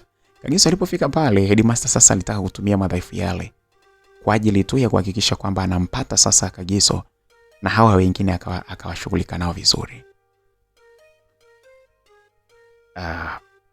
Kagiso, toka ulivyokuwa umekuja nilikueleza kwamba hawa wanakupoteza. Lakini sasa angalia, ni kweli sasa hivi unakwenda kufukuzwa. Sababu hapa bodi ya shule ikisha kuja hapa ni kukufukuza wewe tu haraka iwezekanavyo. Pamoja na wao wote mnakosa shule. Kwa hivyo sasa wale watawa wa kanisa wanakuja kukuta kwamba unafukuzwa kwa kesi za kijinga kabisa. Na haya mambo kiukweli binti yangu yalikuwa hayakuhusu. Lakini kwa kuamua kuungana na Tumi, mtoto aliyeshindikana, angalia sasa anakupotezea masomo. Sijui hapo mimi naweza kukusaidiaje. Kwa kifupi mpaka hapa sina namna ya kukusaidia. Ni bye bye. Headmaster, naomba ufanye utaratibu mimi nisifukuzwe shule na ili jambo lisifike kabisa huko kwa masista. Ni aibu na nitakuwa nimefanya jambo baya sana kwao. Naomba sana Headmaster. Na kuomba sana unisaidie. Nisikilize nikuelekeze. Hakuna namna ninaweza nikakusaidia mimi. Ungenisikiliza mwanzoni, ukaachana na huyo mjinga Tumi, basi wewe haya mambo yangekuepuka. Lakini kwa sababu umeng'ang'aniza kwa karibu na yeye, angalia sasa mambo ambayo yanakutokea sasa. Pole sana binti yangu. Kama Mungu akijalia tutakutana wakati mwingine, lakini kwa hapa bodi ya shule ni moja kwa moja inakwenda kukuondoa ni shuleni kabisa. Headmaster, niliwahi kukusaidia japokuwa sijawahi kukwambia kwamba mimi ndo nilikusaidia. Kipindi ambapo Tumi alipokuwa anataka kuleta ushahidi kwenye bodi ya shule ili kusudi wewe uweze kupotea, mimi ndo nilichukua ile simu na kuiiba ili asije akatoa ushahidi ambao ungeweza kukupoteza wewe na kukupeleka jela. Japokuwa sikukwambia, lakini naomba leo hii urudishe fadhila Headmaster, na kuomba. Kwamba wewe ndo uliiba hiyo simu. Kwa hiyo sasa unataka utumie mbinu fulani ili nione kwamba na wewe ulinipendelea, si ndivyo? Sina namna ya kukusaidia. Najua hizo ni story unazitunga tu hapa. Lakini kama unaweza kutunga story, nenda katunge story ambazo zitakusaidia kuchomoka kwenye mikono ya bodi ya shule. Hasira ya bodi ya shule itakapokuja uweze kuchomoka. Kwa hiyo weka andae story ya kutunga ili uweze kutoka kwenye mikono ya bodi ya shule. Lakini sio kutunga story ili mimi nikusaidie. Hilo haliwezekani kwa sasa. Mwanadada Kagiso alizidi kulia pale ndani baada ya kusikia maneno yale. Sasa baada ya kulia kwa kitambo kirefu, Headmaster naye pale mkola wake ulikuwa umejaa vizuri, akaanza kuongea naye. Akamsogeza karibu na kuanza kumfuta machozi huku akiwa anambembeleza. Mikono ya Headmaster ilikuwa inaenda moja kwa moja, ilikuwa inashika mpaka kwenye kifua cha mwanadada Kagiso. Alikuwa anafurahi sana jinsi ambavyo alivyokuwa anamshika. Sasa Kagiso kwa wakati ule alijikuta naye akiwa ananyongonyea kwa sababu alikuwa na shida sana, alikuwa anahitaji kusaidiwa. Alikuwa anabembelezwa huku anafutwa machozi. Headmaster huku akimueleza maneno ambayo kwa sehemu ile Kagiso lazima ingebidi tu amuelewe. Yaani binti mzuri kabisa umeingia kwenye masuala ya umbea. Unajiharibia shule kweli? Mimi nitalia sana utakapoondoka hapa, kwa sababu ni mmoja mwanafunzi ninayekupenda sana wewe. Mwanafunzi mwenye akili zake nzuri. Lakini nakwenda kukupoteza kwa sababu za kijinga. Si basi nitalia sana, lakini hakuna namna. Naumia sana hata unavyotoa machozi hapa, natamani ningekuwa na uwezo nikusaidie. Lakini ninajua hata kama nikikusaidia, kesho na kesho kutwa bado utarudisha akili zako kwenye mambo ya ajabu na kuacha kurudisha fadhila kwangu. Hapana mkuu.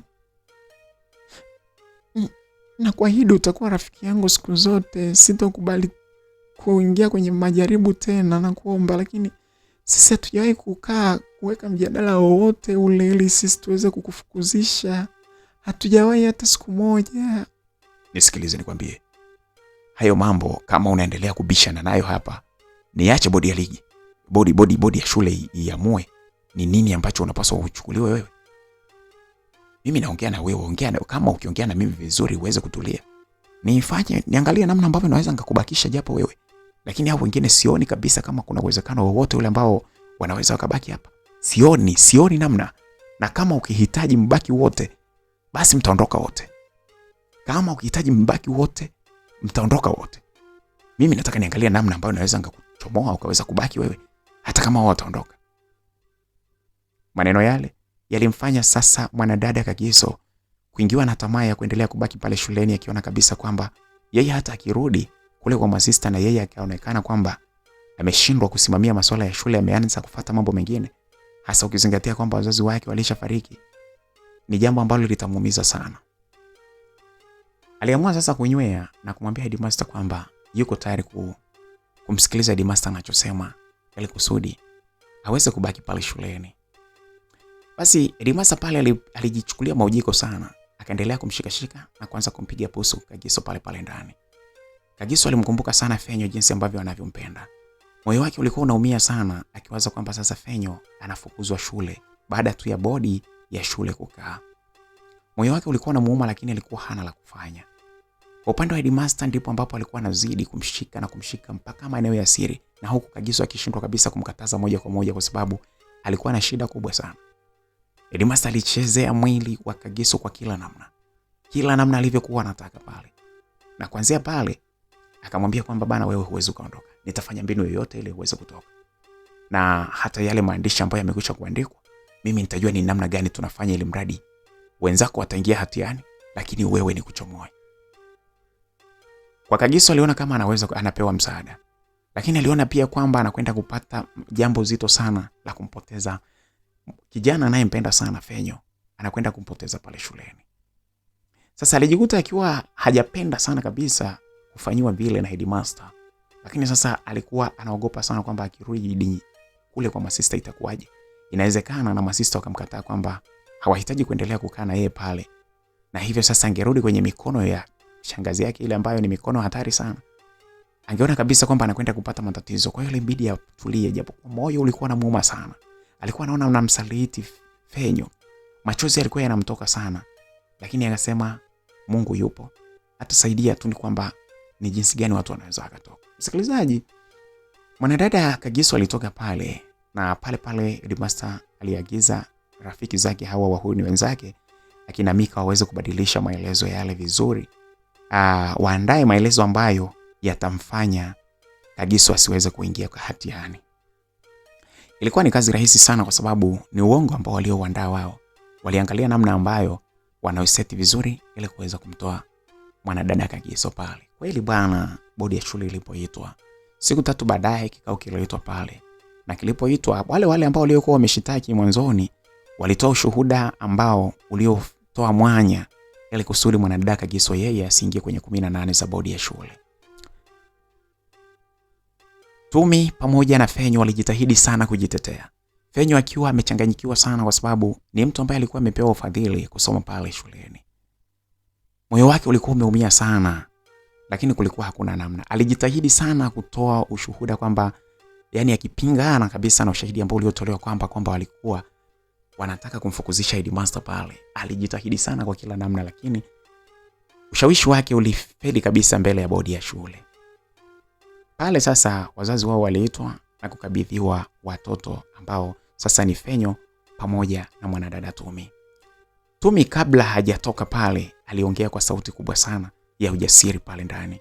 Akasema, wazazi na watu wote ambao mko hapa kwenye bodi ya shule, ni misimamo yangu na nia yangu ya kuhitaji kuleta amani kwa wanafunzi wote wanaosoma hapa. Hiyo sababu ya kuwa na misimamo ndio ambayo inanifanya mimi leo natengenezewa kesi na sasa nafukuzwa shule na kosa masomo kwa sababu ya mtu mmoja tu. Nia yangu ilikuwa ni kuwalinda wanafunzi wengine dhidi ya tabia mbaya za headmaster huyu ambaye yuko hapa na simsemi pembeni. Lakini badala yake yeye ndiye ametengeneza njia zozote zile anazozijua yeye ili kuhakikisha kwamba ananifukuzisha shuleni. Ni bora hata angenifukuzisha mimi peke yangu, lakini anamfukuzisha na Fenyo ambaye Fenyo hajawahi hata kuhangaika na maisha ya headmaster ya kuzuia jinsi ambavyo wanavyowatumikisha wanafunzi hapa shuleni kama wake zake. Sijui ametumia njia gani na ameamua kumtoa Kagiso ambaye mwanzoni tulikuwa tumeshitakiwa pamoja. Anajua ni sababu gani ambayo ameamua kumtoa. Lakini ninataka niwaambie wote mlioko hapa, ukweli utafahamika. Hata kama sio leo, lakini ipo siku ukweli utafahamika. Hayo ndio maneno yangu nayaongea, na mimi nikiwa naenda kuondoka na wazazi wangu. Aliongea maneno hayo mwanadada Tumi akiwa na ghadhabu kubwa sana. Aliongea akiwa na ujasiri na machungu sana kutoka moyoni. Sasa wazazi wa mwanadada Tumi walisikitishwa sana na hali ile, lakini walipokea mtoto wao na hatimaye walitoka nje kupanda magari na kuondoka. Upande wa Fenyo naye mambo yalikuwa ni hivyo hivyo. Sasa walipofika nyumbani, mwanadada Tumi alizidi kuendelea na msimamo wake ule ule. Lakini baba yake akawa anamueleza kwamba kwa nini unafuatilia mambo ya watu ambao hayakuhusu? Kwa nini unafuatilia mambo ya watu ambao hayakuhusu? Mwanadada Tumi alijitahidi kumuelekeza sana baba yake, akimueleza kilichotokea. Akangangana sana kuelekeza kwamba roho yake ilikuwa inamuuma sana jinsi ambavyo headmaster alivyokuwa anawatumikisha. Jinsi ambavyo alivyokuwa anawatumikisha wanafunzi pale kingono. Lakini baba yake alimwambia kwa nini ufuatilie mambo yale? Kiukweli baba yake Tumi aligeuka mbogo. Lakini mama Tumi alikimtazama akamwambia, baba Tumi, hebu nikuulize kitu kimoja. Hivi ungejisikiaje kama Tumi yeye ndiye ambaye angekuwa anatumikishwa kingono kila siku na ili baadaye aweze kuharibiwa maisha yake? Ungejisikia vizuri? Maneno yale yalimfanya sasa baba yake Tumi kunyoya. Aliongea tu pale akijibu kwamba hapana, nisingefurahi. Pale Tumi naye akanyanyua mdomo wake na kuongea, baba, ikiwa wewe usingefurahi mimi nikitumikishwa kingono na mwalimu mtu mzima aliyenizidi mimi katika hali zote, ikiwa wewe usingependa, kama wewe usingependa, kwa nini baba wewe unaona ni shida mimi nikiamua kwamba kuwatetea watu ambao wanaotumikishwa vibaya? Na kama mimi ingekuwa mimi ndo ninatumikishwa vile, akatokea mtu mwingine akanitetea, baba wewe ungejisikiaje? Basi sawa binti yangu, nimekusikia. Ni ukweli kwamba ungekuwa ni wewe unafanyishwa hivyo nisingependa, lakini pia kama kuna mtu angetokea kukutetea ningefurahi zaidi kama anakutetea mwanangu. Sasa hakuna shida, tutakutafutia shule nyingine, lakini kwa kipindi hiki nafikiri ni wakati ambapo unapaswa utulie angalau hata mwaka mmoja. Ukiendelea kufanya kazi za uzalishaji au hata miezi 6, akili yako iweze kutulia kwanza ndipo uweze kurudi shuleni. Lakini kwa wakati huu nashauri uweze kutulia kidogo kwanza. Sawa baba, hapo nimekuelewa. Mimi nafsi yangu siku zote dhamira yangu inaniambia kwamba niweze kutetea watu wanaoonewa. Tusiweze kulea tabia za hovyo hovyo, iwe ni kwa walimu au wapi, lakini jamii inapaswa iwe na watu wema. Headmaster yule ni mtu ambaye ni mzinzi na mtu ambaye hana maadili yoyote ya kuwa headmaster. Lakini anaendeleza tabia za hovyo hovyo. Anafanya mambo ya ajabu ajabu sana. Mimi ananiumiza, ndio maana unajikuta baba mimi najitoa kwamba lazima nipambane, nihakikishe kwamba watu wanaishi kwa usalama. Mwanadada Tumi bwana aliongea kwa ujasiri. Kiukweli kwake yeye alishalisolve yeye pamoja na wazazi wake. Sasa Fenyo alikuwa na msongo mkubwa sana. Maana alipofika nyumbani, yule mtu wake ambaye aliyekuwa amemfadhili kuhusu masomo, alimweleza kwa kweli kwamba hana namna yoyote ya kumsaidia tena. Kama kuna namna anaweza kaongea na uongozi wa shule ukamrudisha pale, basi ataendelea kumfadhili. Lakini ikitokea kwamba hajaweza, akasema anahama shule na kadhalika, wao hawako tayari tena kwa sababu ameonyesha utovu wa nidhamu. Fenyo alikuwa yuko kwenye msongo wa mawazo. Ilipita miezi 2 wote wakiwa wako kwenye msongo wa mawazo sana. Yaani ni kama sasa upande wa Fenyo aliona kaishi bisa maisha kwamba sasa maisha yote yameharibika, hakuna namna. Kwa upande wa kule shuleni, mwanadada Kagiso alikuwa na mashaka sana. Alikuwa bado anawasiliana na Fenyo huku akipeana moyo. Alikuwa akimpa moyo sana kwa Fenyo kwamba kuna namna Mungu atafanya utaratibu wote wa kuhakikisha kwamba yeye anabaki salama. Sasa Fenyo alikuwa anamsisitiza sana na yeye akimwambia naomba usije ukansaliti. Wakati anaongea hivyo, lakini mpaka pale mwanadada Kagiso alikuwa tayari ameingia. Yaani alikuwa amebaki kidogo sana aweze kulalwa na Headmaster. Alikuwa anamzungusha kila siku, anamrusha. Sasa alipoongea vile, Fenyo alipomweleza kwamba uweze usije ukanisaliti, mwanadada Kagiso alianza kutoa machozi, akaanza kulia sana. Kagiso akawa analia. Fenyo akamwambia kwa nini unalia sana? Akasema hapana, naogopa sana kweli kama ikitokea nisije ikitokea nikaja kukuchiti kwa sababu majaribu ni mengi sana. Fenyo, wewe ni mpenzi wangu lakini majaribu ni makubwa sana, naomba uniombee sana. Fenyo alimweleza kwamba yeye anaendelea kumwombea. Miezi 2 nakwambia yote iliisha. Headmaster kila akijaribu huku inashindikana. Mwanadada Kagiso alikuwa anakataa katu. Japokuwa alikuwa anashikwa lakini kitendo cha Headmaster kumuingizia fimbo yake, hicho ndo kitu ambacho kilifeli. Lakini kiukweli Headmaster alienjoy sana kucheza na kifua cha mwanadada Kagiso. Alienjoy sana kucheza na midomo yake, makalio na kila kitu. Kwa kifupi ni kama alikuwa anamchezesha na kumpandisha midadi, lakini inapofika swala la kukubali kwamba aweze kupelekewa fimbo, alikuwa anakataa kuchapwa na mjeledi Headmaster. Kwa hiyo mwanadada yule alikuwa anakimbia, anaondoka, anafanya hivi na vile, anamkwepa mpaka miezi 2 ikaisha. Msikilizaji, kwa upande wa Fenyo kama ambavyo alikuwa anajua kabisa mambo yamefeli, hawezi kuendelea na shule tena. Mwanadada Tumi yeye alikuwa anaendelea kuamini kwamba ipo siku Headmaster atajaa tu. Sasa alikuwa anategemea kwamba miezi kadhaa ishe pale, ishe miezi 6 au mwaka kabisa ili aweze kuendelea na shule sehemu nyingine kama ambavyo alivyokubaliana na wazazi wake. Siku moja shuleni bwana, kukiwa kwenye hali ambayo isiyokuwa ya kawaida kabisa, mambo fulani yalitokea. Kwanza wanafunzi ambao waliokuwa wamekaa, wanafunzi wa kidato cha pili waliokuwa wamekaa chini ya miti wakiwa wanapiga story, walileta ka story fulani hivi. Nyie hivi mnajua kwamba ni Ponde Tito kuna tetesi kwamba ana ujauzito? Nyinyi kweli? Ndiyo. Sasa nyinyi, kwani ni Ponde si alikuwa anatokaga na Headmaster? Alikuwa anatokaga, lakini sasa ndio hivyo anasema kwamba Headmaster mwenyewe anamwambia kwamba akatoe, alafu yeye anasema anaogopa kutoa mimba. Anasema anaogopa akitoa atakufa. Lakini Headmaster anamwambia atoe. Nyinyi, sema kweli? Kwa hiyo sasa anafanyaje? Mwenzenu ni Ponde analalamika, si unamwona hata mwili wake sasa hivi unaanza kukonda. Yaani anashindwa hata kula. Anasema hajui atafanyaje. Alafu Headmaster anamwambia asimzoee. Kama amegoma kutoa mimba asimzoee na atajua hiyo mimba anampa nani. Kweli Headmaster ndo amefanya hivyo? Ndiyo. Wewe amelalamika sana. Yaani ana msongo. Si unaona mara kwa mara sasa hivi hataki hata kukaa na sisi. Anajitenga. Yaani nakwambia, jamani na uzuri wake ule wote, lakini Headmaster jamani amelala watu wengi hapa shuleni. Nyinyi Headmaster amelala. Hivi si unamkumbuka yule mdada alokuwa form 4 mwaka jana yule? Headmaster alikuwa anamlala jamani kila sehemu. Yule mdada nakumbuka kuna muda tulikuwa tunakaa naye bwenini. Unajua Headmaster ashawahi kuja akiwa amevaa baibui, amejifunika. Sasa yule dada mimi nilikuwa nalala naye, ninakaa naye chumba kimoja. Headmaster aliingia akiwa amevaa baibui.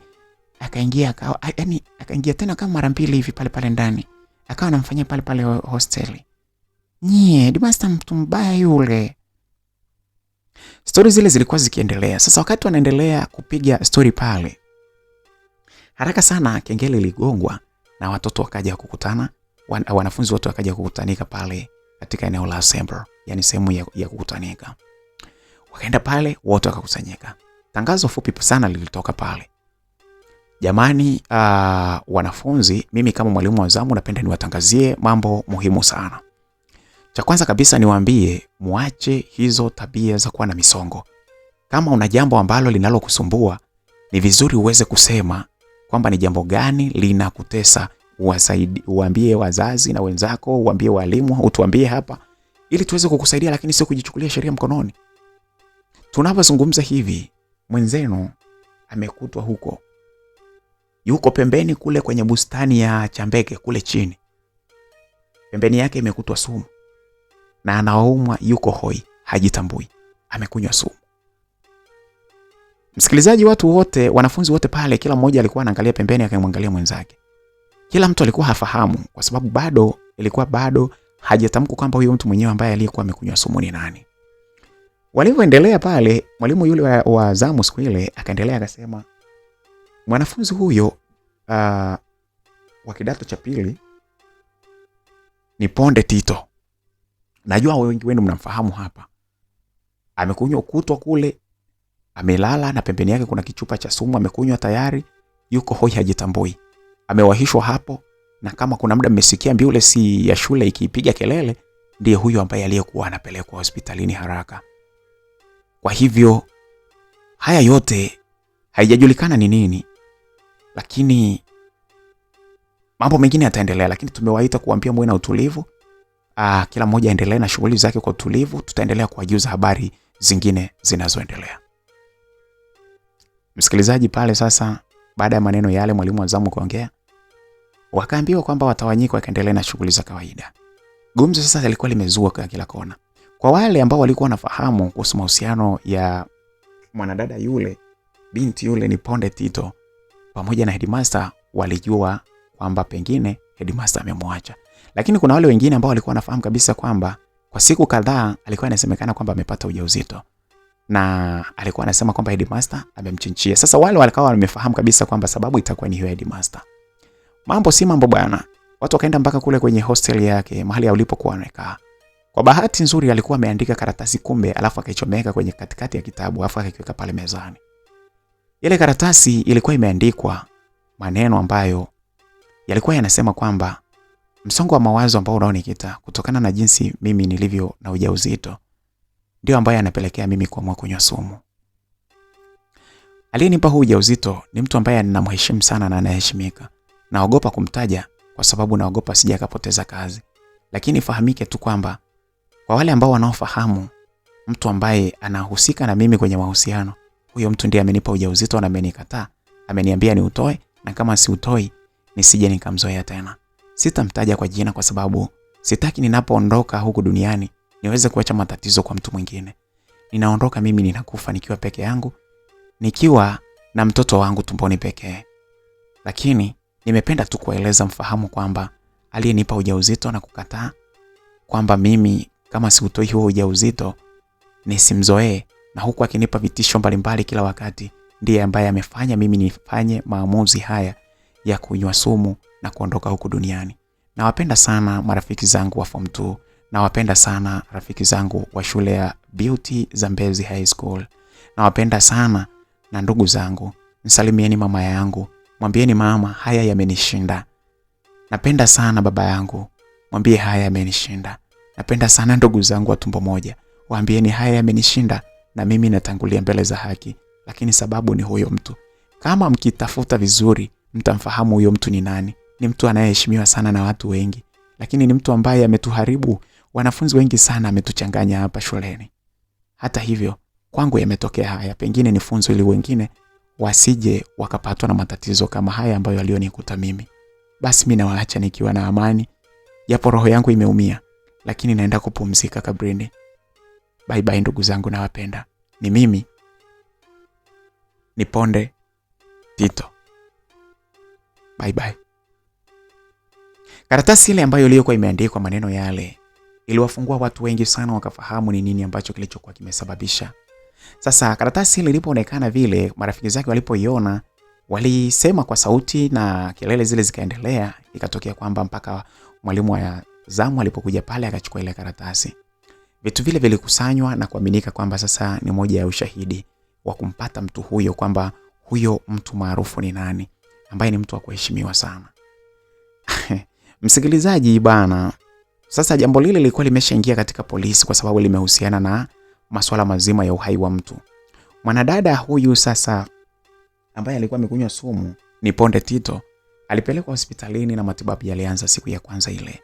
Hali yake haikuendelea kuwa vizuri mpaka siku ya pili, hali yake ilizidi kuwa mbaya. Ilipofika mida ya saa 8 mchana, kengele iligongwa na wanafunzi wote walikusanyika pale. Wote walikuwa wanatamani kupata mrejesho kuhusiana na afya ya mwanadada Niponde Tito. Sauti ya mwalimu ilianza kuongea pale.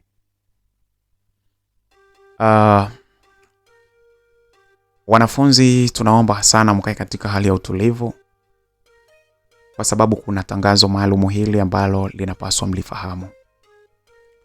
Mnafahamu kwamba jana ilitokea tatizo kubwa sana hapa shuleni kwetu, kwa mwanafunzi wa shule hii kupatwa akiwa amekunywa sumu na akiwa yuko kwenye hali ya kuzidiwa sana, na hatimaye akapelekwa hospitalini. Hali yake kuanzia jana haikuweza kuwa nzuri, na mpaka siku hii ya leo hali yake ilizidi kuwa mbaya zaidi. Madaktari wamejitahidi sana kuhakikisha kwamba wanaweza wakaokoa uhai wake kwa kumtapisha ile sumu, lakini wamesema kwamba sumu ile ilikuwa tayari imeenda na kuharibu maeneo mengi ya mwili wake. Kitendo kile kimesababisha kwamba mpaka kufikia muda wa saa 7 kasoro dakika 2, Niponde Tito, mwanafunzi wa shule hii, amepoteza maisha.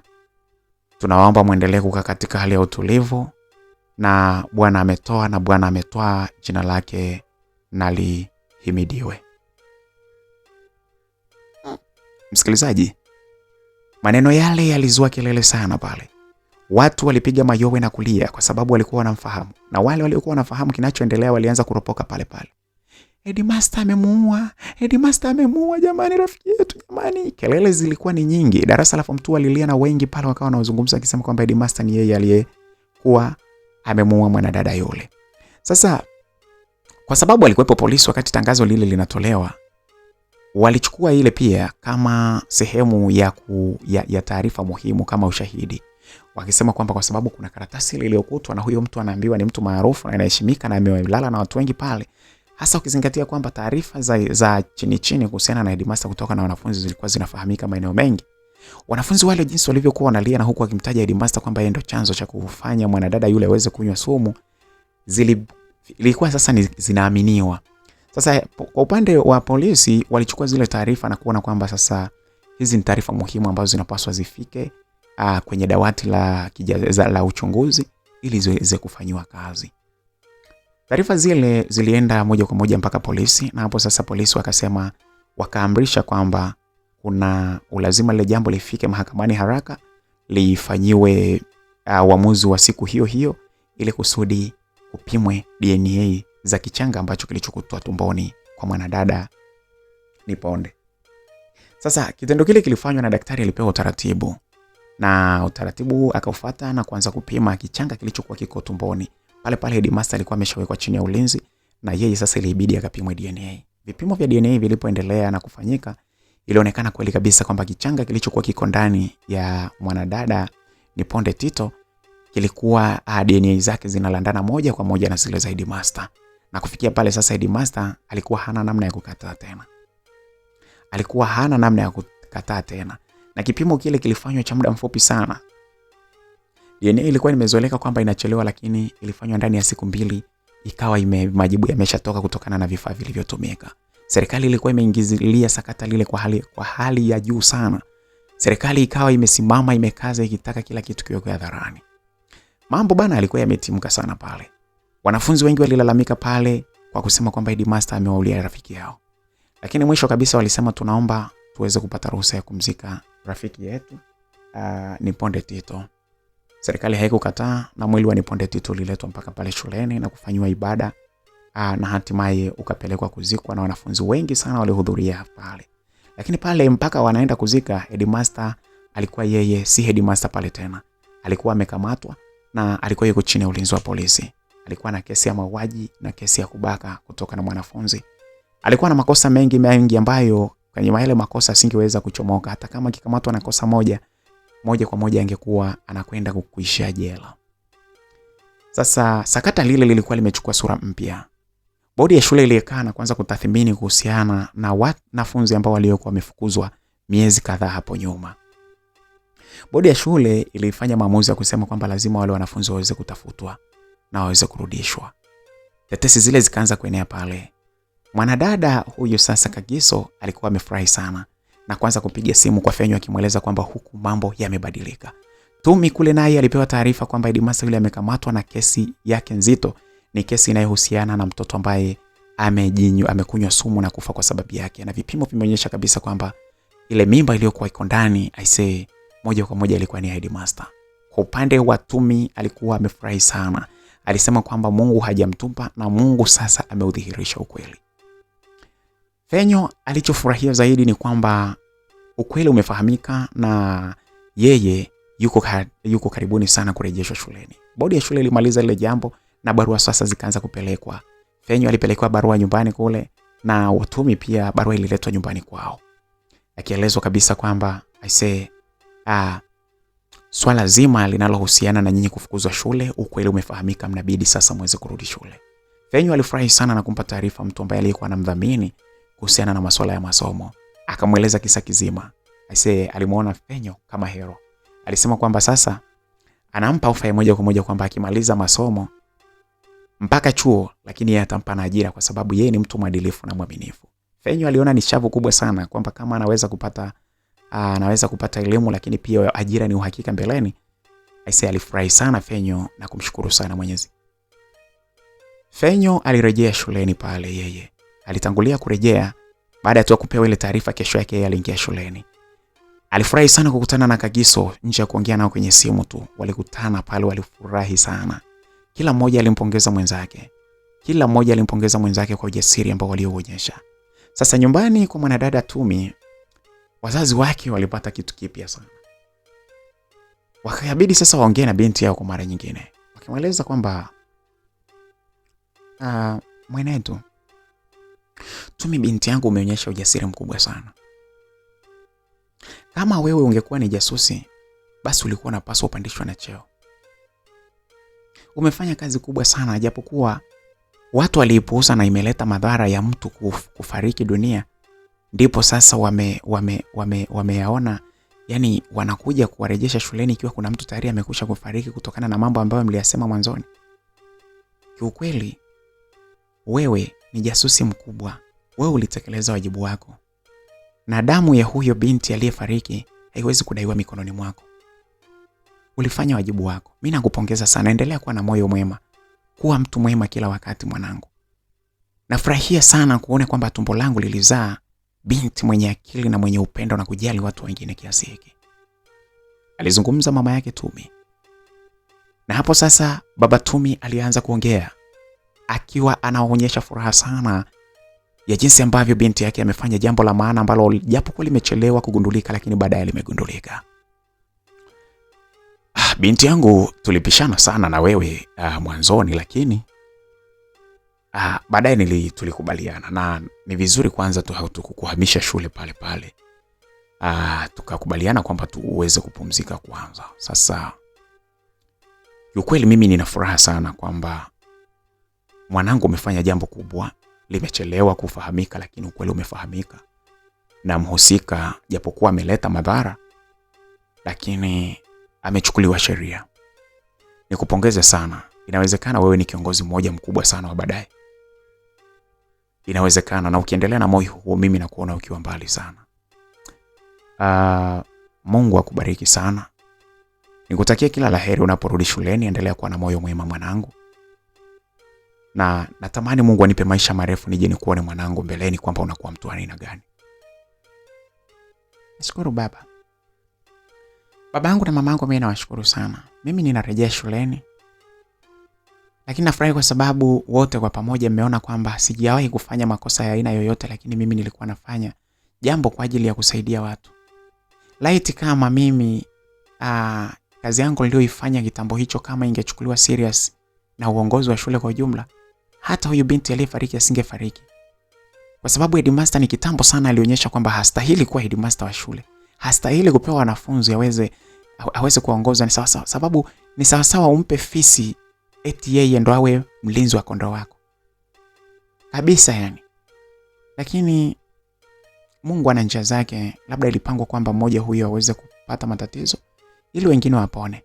Naamini sana sasa kwamba shule ya The Beauty Zambezi High School itakuwa ni sehemu sahihi ya wasichana kusoma pale. Basi mimi narudi shuleni, nawapenda sana wazazi wangu, Mungu awabariki. Basi waliagana pale na mwisho kabisa walikubaliana kwamba mzazi mmoja aweze kumsindikiza mpaka shuleni. Alienda pale na kumkabidhi. Kwa kweli mzazi ambaye alikuwa ni baba ambaye alikuwa ameenda mpaka pale shuleni pale Zambezi High School alikuwa amepokelewa vizuri sana na uongozi mzima wa shule. Walimu walimpenda sana wakimwambia, baba umezaa kitu kilichochema. Tulipata taarifa kitambo sana, lakini tukiri tu kwamba sisi tulishindwa kuzichukulia katika uzito mpaka sasa zimeleta madhara, lakini vyovyote vile tunashukuru Mungu kwa sababu tulifanyishwa hilo jambo. Tulifahamishwa na binti yako alishafanya kazi kubwa sana kuhakikisha kwamba hiyo mambo ya hofu hapa shuleni yanaisha. Tunakupongeza sana kwa kumlea vizuri.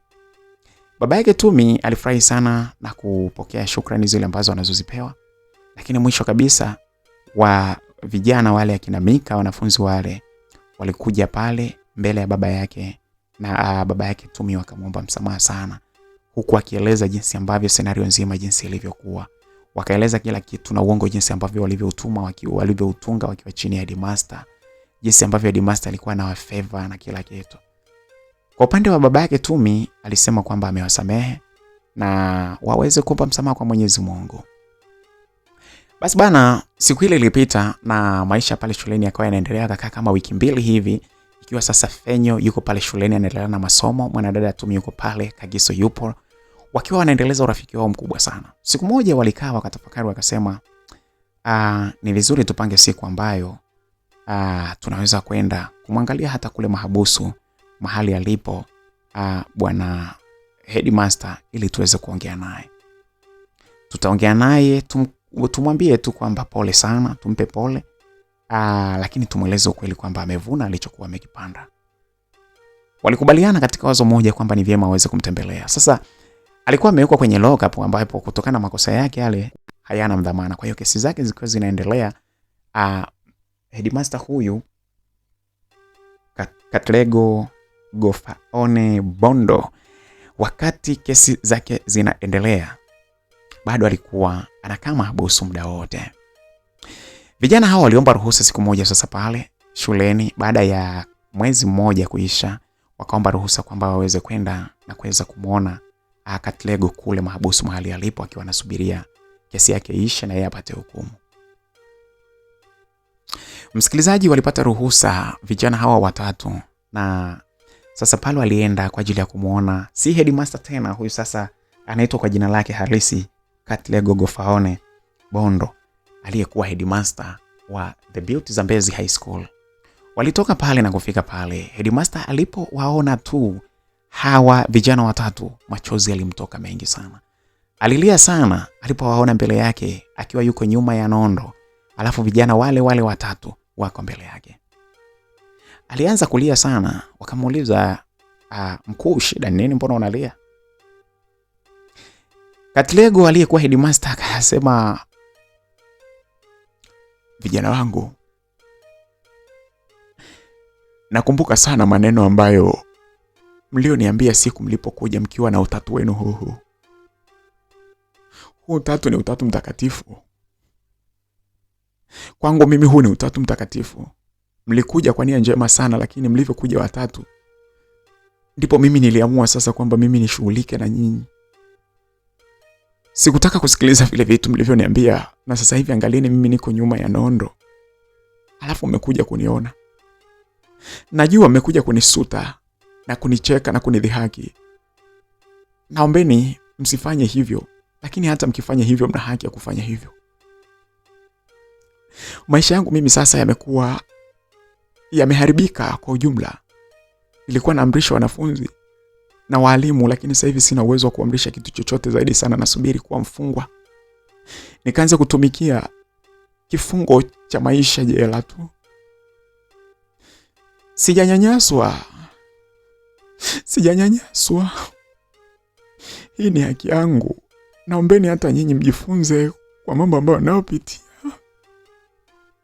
Naumia sana kuwaona, lakini naombeni mnisamehe sana. Wengine niliwafukuza shule hapa. Katlego pia naomba unisamehe. Angalia, najitamka tena mimi mwenyewe nafsi yangu. Na kuita Kagiso. Kagiso, naomba unisamehe sana. Nilihitaji na wewe kukulala, lakini ulinikimbia kwa namna nyingi sana, ukanikimbia. Ulikuwa unahitaji kulala na mimi, lakini nilijitahidi sana ili niweze kulala na wewe. Naomba unisamehe. Fenyo, nilikufukuza shule, na Tumi ulinitetea sana ili niachane na tabia mbaya. Lakini sikuwasikiliza. Naombeni mnisamehe sana wanafunzi wangu. Nisameheni sana, najutia makosa yangu wanafunzi wangu. Machozi ya Katlego Gofaone Bondo, aliyekuwa headmaster wa Zambezi High School, yalikuwa yanazidi kububujika akiwa nyuma ya nondo. Aliongea sana kiasi kwamba walianza kuingiwa na huruma, lakini hawakunyamaza, ilibidi wazungumze. Alizungumza Fenyo akiwa na hali ya ujasiri mkubwa. Mwalimu, mimi nilikuja pale na nikwambie tu kwamba ile wazo nililitoa la kuja kukuelekeza wewe. Nikiona wewe kama mwanawe mwenzangu ili uweze kuachana na hizo tabia, ili uendelee kuwa huru. Lakini kwa bahati mbaya uliamua kunizawadia mimi kuondoka na kurudi nyumbani na kutia hatia. Yaani nikafukuzwa shule na nikawa niko hatiani kabisa, hatarini kupoteza masomo yangu moja kwa moja, kwa sababu nilimpoteza hata mfadhili wangu kwa muda.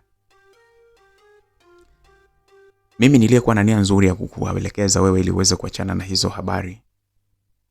Uliniona mimi sifai. Lakini kwa wakati huu umevuna ulichokuwa unastahili. Kitu pekee ninachoweza kukuomba sasa hivi au kukushauri ni kwamba ujitahidi sana kuwa mtu wa maombi na kumsogelea Mungu wako. Ulikuwa hufahamu, lakini Kagiso huyu ndiye mtu ambaye hata mara ya kwanza alikuwa kwa usifukuzwe shule.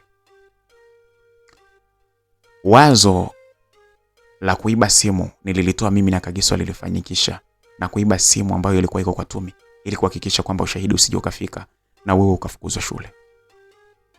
Kwa sababu ungefukuzwa kazi na ungeenda jela. Lakini katika hali ya upendo mimi niliona ni lazima tukuokoe. Hata hivyo lile wazo la simu nililitoa, lakini aliyetoa wazo la kukuokoa kwa mara ya kwanza alikuwa ni Kagiso. Ndiye ambaye aliyetoa wazo la kwamba tunapaswa tukuokoe. Lakini badala yake ukatuzawadia sisi kuondoka, yani tusiwepo shuleni kabisa. Na kwa tamaa zako ukaamua kumbakisha Kagiso ili uweze kufanya yeye mapenzi, kumfanya mharibu kama ambavyo ulivyokuwa unaharibu wengine. Ukaamua kutufukuza mimi pamoja na Tumi kwa sababu uliona huna shida yoyote na sisi. Headmaster, na kuita hivyo kwa mara nyingine tu tena, kwa sababu hata kama umefukuzwa kazi na wewe si headmaster tena, lakini kwangu utabaki kuwa headmaster siku zote. Nilikuonyesha upendo wa aina zote ili kuhakikisha kwamba nakunusuru, lakini hukusikia. Na hapo sasa, hiyo ndio haki yako. Mrudie Muumba. Na ukipata fursa, uombe msamaha sana kwa wazazi ambao walioharibia watoto wao. Hayo ndio watu ambao nilikuwa natamani kukuambia. Headmaster, nakwambia hivyo tu nikikwambia Mungu alikuwa amepanga kwamba sisi tuendelee kuwa huru, alafu wewe uweze kwenda jela. Kama Biblia inavyosema kwamba Mungu aliufanya moyo wa Farao kuwa mgumu ili aweze kumwadhibu, ndivyo ambavyo moyo wako ulifanywa kuwa mgumu. Tulikueleza nikiwa mimi mwenyewe, tukiwa kama kundi, kwa namna yoyote, lakini ulijiona bado ni mjanja. Na sasa hivi angalia mahali ulipoishia. Mimi sina kitu cha kuongea na wewe zaidi, ila tu nasema umevuna ulichokipanda. Nashukuru kwa sababu ushindi umerudi kwangu. Ushindi umerudi kwetu. Wanafunzi sasa hivi watabaki salama. Na wewe sasa unakwenda kuzalisha kwa ajili ya taifa kwa njia ya kuwa mfungwa. Mimi sikuonei huruma kwa namna yoyote, ila tu wewe nitakutumia kama njia, kama mfano nitakapokuwa nafundisha watu kwenye maisha yangu kuhusiana na kuwa na uadilifu, kuwa na maadili mema. Wewe utakuwa ni mfano ambao unapaswa usiigwe kabisa. Mimi sina la kuongea zaidi. Pokea ulichokitafuta. Alizungumza mwanadada Tumi. Bado yeye alikuwa anaonyesha kuwa na hali ya ukali. Japokuwa wakati anazungumza Headmaster yule alikuwa analia tu. Alikuwa hana la kufanya tena. Mwanadada Kagiso hakuacha kuongea na yeye, lakini yeye aliongea katika hali ya upole sana. Headmaster, tumekuja kukuona, lakini mimi nikwambia kwamba umeninyanyasa sana kingono. Ulihitaji uweze kulala na mimi bila kujali kwamba hata mimi na moyo wa upendo, kuna watu wangu na mimi na mtu ninayempenda. Ukawa unalazimisha, lakini nashukuru Mungu alinisaidia kukukwepa sana, kukukwepa na nikafanikiwa. Nakumbuka jinsi ambavyo ulivyokuwa unanishika sana, sio kwamba nilikuwa napenda basi tu. Umechezea mwili wangu kwa kugusa kila sehemu, lakini nashukuru Mungu hukufanikiwa kunichapa na fimbo yako. Kitu ambacho kweli mimi leo hii ningekuwa nimeondolewa usichana wangu na mtu kama wewe ambaye una tabia mbaya za kunuka kila kona. Nashukuru Mwenyezi Mungu aliniokoa dhidi ya mkono wako. Ninaumia kwa sababu watoto wako najua hawawezi kuwa na amani sana, lakini namuombea tu mke wako awe na busara sana na kuhakikisha kwamba watoto wanakuwa na amani na furaha, wasije wakapitia mambo ambayo mimi niliyopitia. Mara ya kwanza nilikuokoa kwa sababu nilikuwa naogopa sana watoto wako wasije wakateseka. Tukatumia paka mbinu za kukushauri, lakini ukakataa. Headmaster, wewe ni headmaster wangu siku zote. Wewe ni headmaster wangu wakati wote, kwa sababu wewe ni kama baba. Unapokuwa baba, hata kitokea nini unabaki kuwa baba. Hata kama umefukuzwa kazi, umefukuzwa kila kitu na sasa unakwenda kuwa mfungwa, lakini mimi moyoni mwangu nitaendelea kukumbuka kwamba headmaster wangu yupo jela. Nitakapokuwa napata muda, nitakuwa najaribu kuangalia namna ya kuja kukutembelea hata kama ukiwa umefungwa gerezani. Upendo kama binadamu na kupenda, lakini nilizichukia sana tabia zako. Tutakutumia. Mimi nitakutumia na najua tutakutumia wewe kama mfano usiofaa kabisa katika jamii. Hata watumishi wengine waweze kuelewa kwamba wanapaswa kuwa waadilifu. Wanapokabidhiwa vitu vya kuvilinda, wavilinde na sio kuviiba. Headmaster, kama nilivyokuambia wewe ni headmaster wangu siku zote. Bye bye. Endelea kufanya ibada na kumrudia Mungu aweze kukusamehe makosa yako. Kwa sababu mpaka sasa hivi umesababisha mauti ya mtu. Kwa kifupi wewe ni muuaji. Mungu akukumbushe kufanya toba. Ni hayo tu Headmaster. Watatu hawa walizungumza maneno haya ambayo yalikuwa yanachoma sana katika moyo wa Headmaster huyu. Headmaster alijikuta akiwa analia sana. Analia sana wakati wanavyozidi kuendelea kuongea. Hata hivyo muda wa kuongea na mahabusu ulikuwa umekwisha, na pale pale afande alikuja na kumweleza Headmaster kwamba wageni wako kwa sasa ni wanaondoka. Na kina dada hawa pamoja na Fenyo walielekezwa kwamba muda wa kuongea na yeye umekwisha, inabidi waondoke. Walianza kutembea na huku Headmaster akiita kwa sauti akisema, nisameheni sana jamani wanafunzi wangu. Machozi yakiwa yanazidi kumtoka, lakini hakuna mtu aliyeweza kurudi tena hata kumwambia tumekusamehe au la, lakini yalibaki maneno yale kwamba alishasamehewa. Fenyo, Kagiso pamoja na Tumi walitoka pale katika gereza lile na moja kwa moja walienda na kurudi shuleni.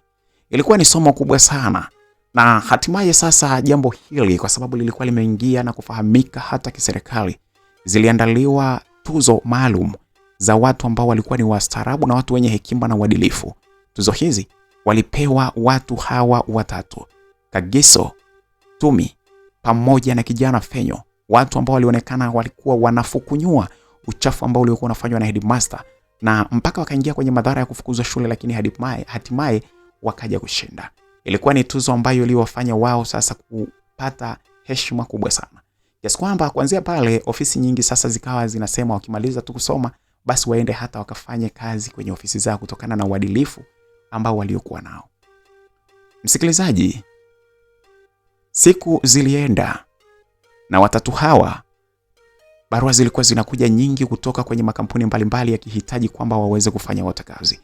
Japokuwa ilikuwa inaaminika kwamba bwana, siku zote unapohitaji kazi wewe ndio unaandika barua kwenda kuomba kazi, lakini kwa upande wa watatu hawa, Fenyo, Kagiso pamoja na mwanadada Tumi, wao ndio waliokuwa wanaandikiwa barua.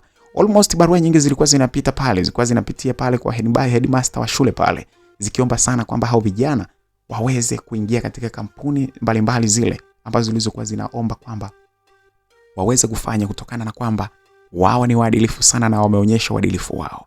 Radio nyingi ziliwatangaza, televisheni ziliwatangaza na kuwarusha vijana hawa watatu waliokuwa wanaonekana waadilifu sana, waliokuwa wanaonyesha kwamba wana sifa nzuri sana za kuwa viongozi bora. Hapo ndipo mwisho kabisa wa simulizi hii ambayo imetupa mafunzo mengi sana. Na kama wewe kuna kitu umejifunza hapo msikilizaji, usiache kutoa comment yako hapo chini, kwa sababu simulizi hizi bana ni kwa ajili ya kujifunza, kufurahi na mambo mengine kama hayo. Sasa kama kuna kitu umejifunza hapo kutoka kwa mmoja yeyote mhusika katika simulizi hii, basi msikilizaji, na kuomba uweze kutoa maoni yako hapo chini. Usiache kulike, kucomment na kushare. Lakini nikukumbushe tu kwamba simulizi hii bana ilikuwa imetoka katika nchi ya Botswana, katika wilaya ya Chobe, makao makuu ya wilaya ya Chobe yanayofahamika kama Kasane, karibu kabisa na Chobe National Park, karibu kabisa na Chobe River, mahali ambapo watu wanapopenda na kuenjoy sana. Ni pale Botswana, karibu kabisa na nchi ya South Africa, karibu kabisa na nchi ya Zambia, lakini pia vile vile ni karibu pia na Zambezi River. Mungu awabariki sana kwa hapo tulipofika. Natangaza kwamba ndio mwisho kabisa wa simulizi hii katika sehemu yake hii ya 6. Anyway, nikukumbushe tu kwamba pia kama wewe ni mgeni katika channel hii msikilizaji, usiache kubonyeza neno ambalo limeandikwa subscribe ambalo liko chini ya video hii. Usiache kushare, usiache kuishi na sisi pamoja hapa katika channel yetu hii ya Makala Simulizi.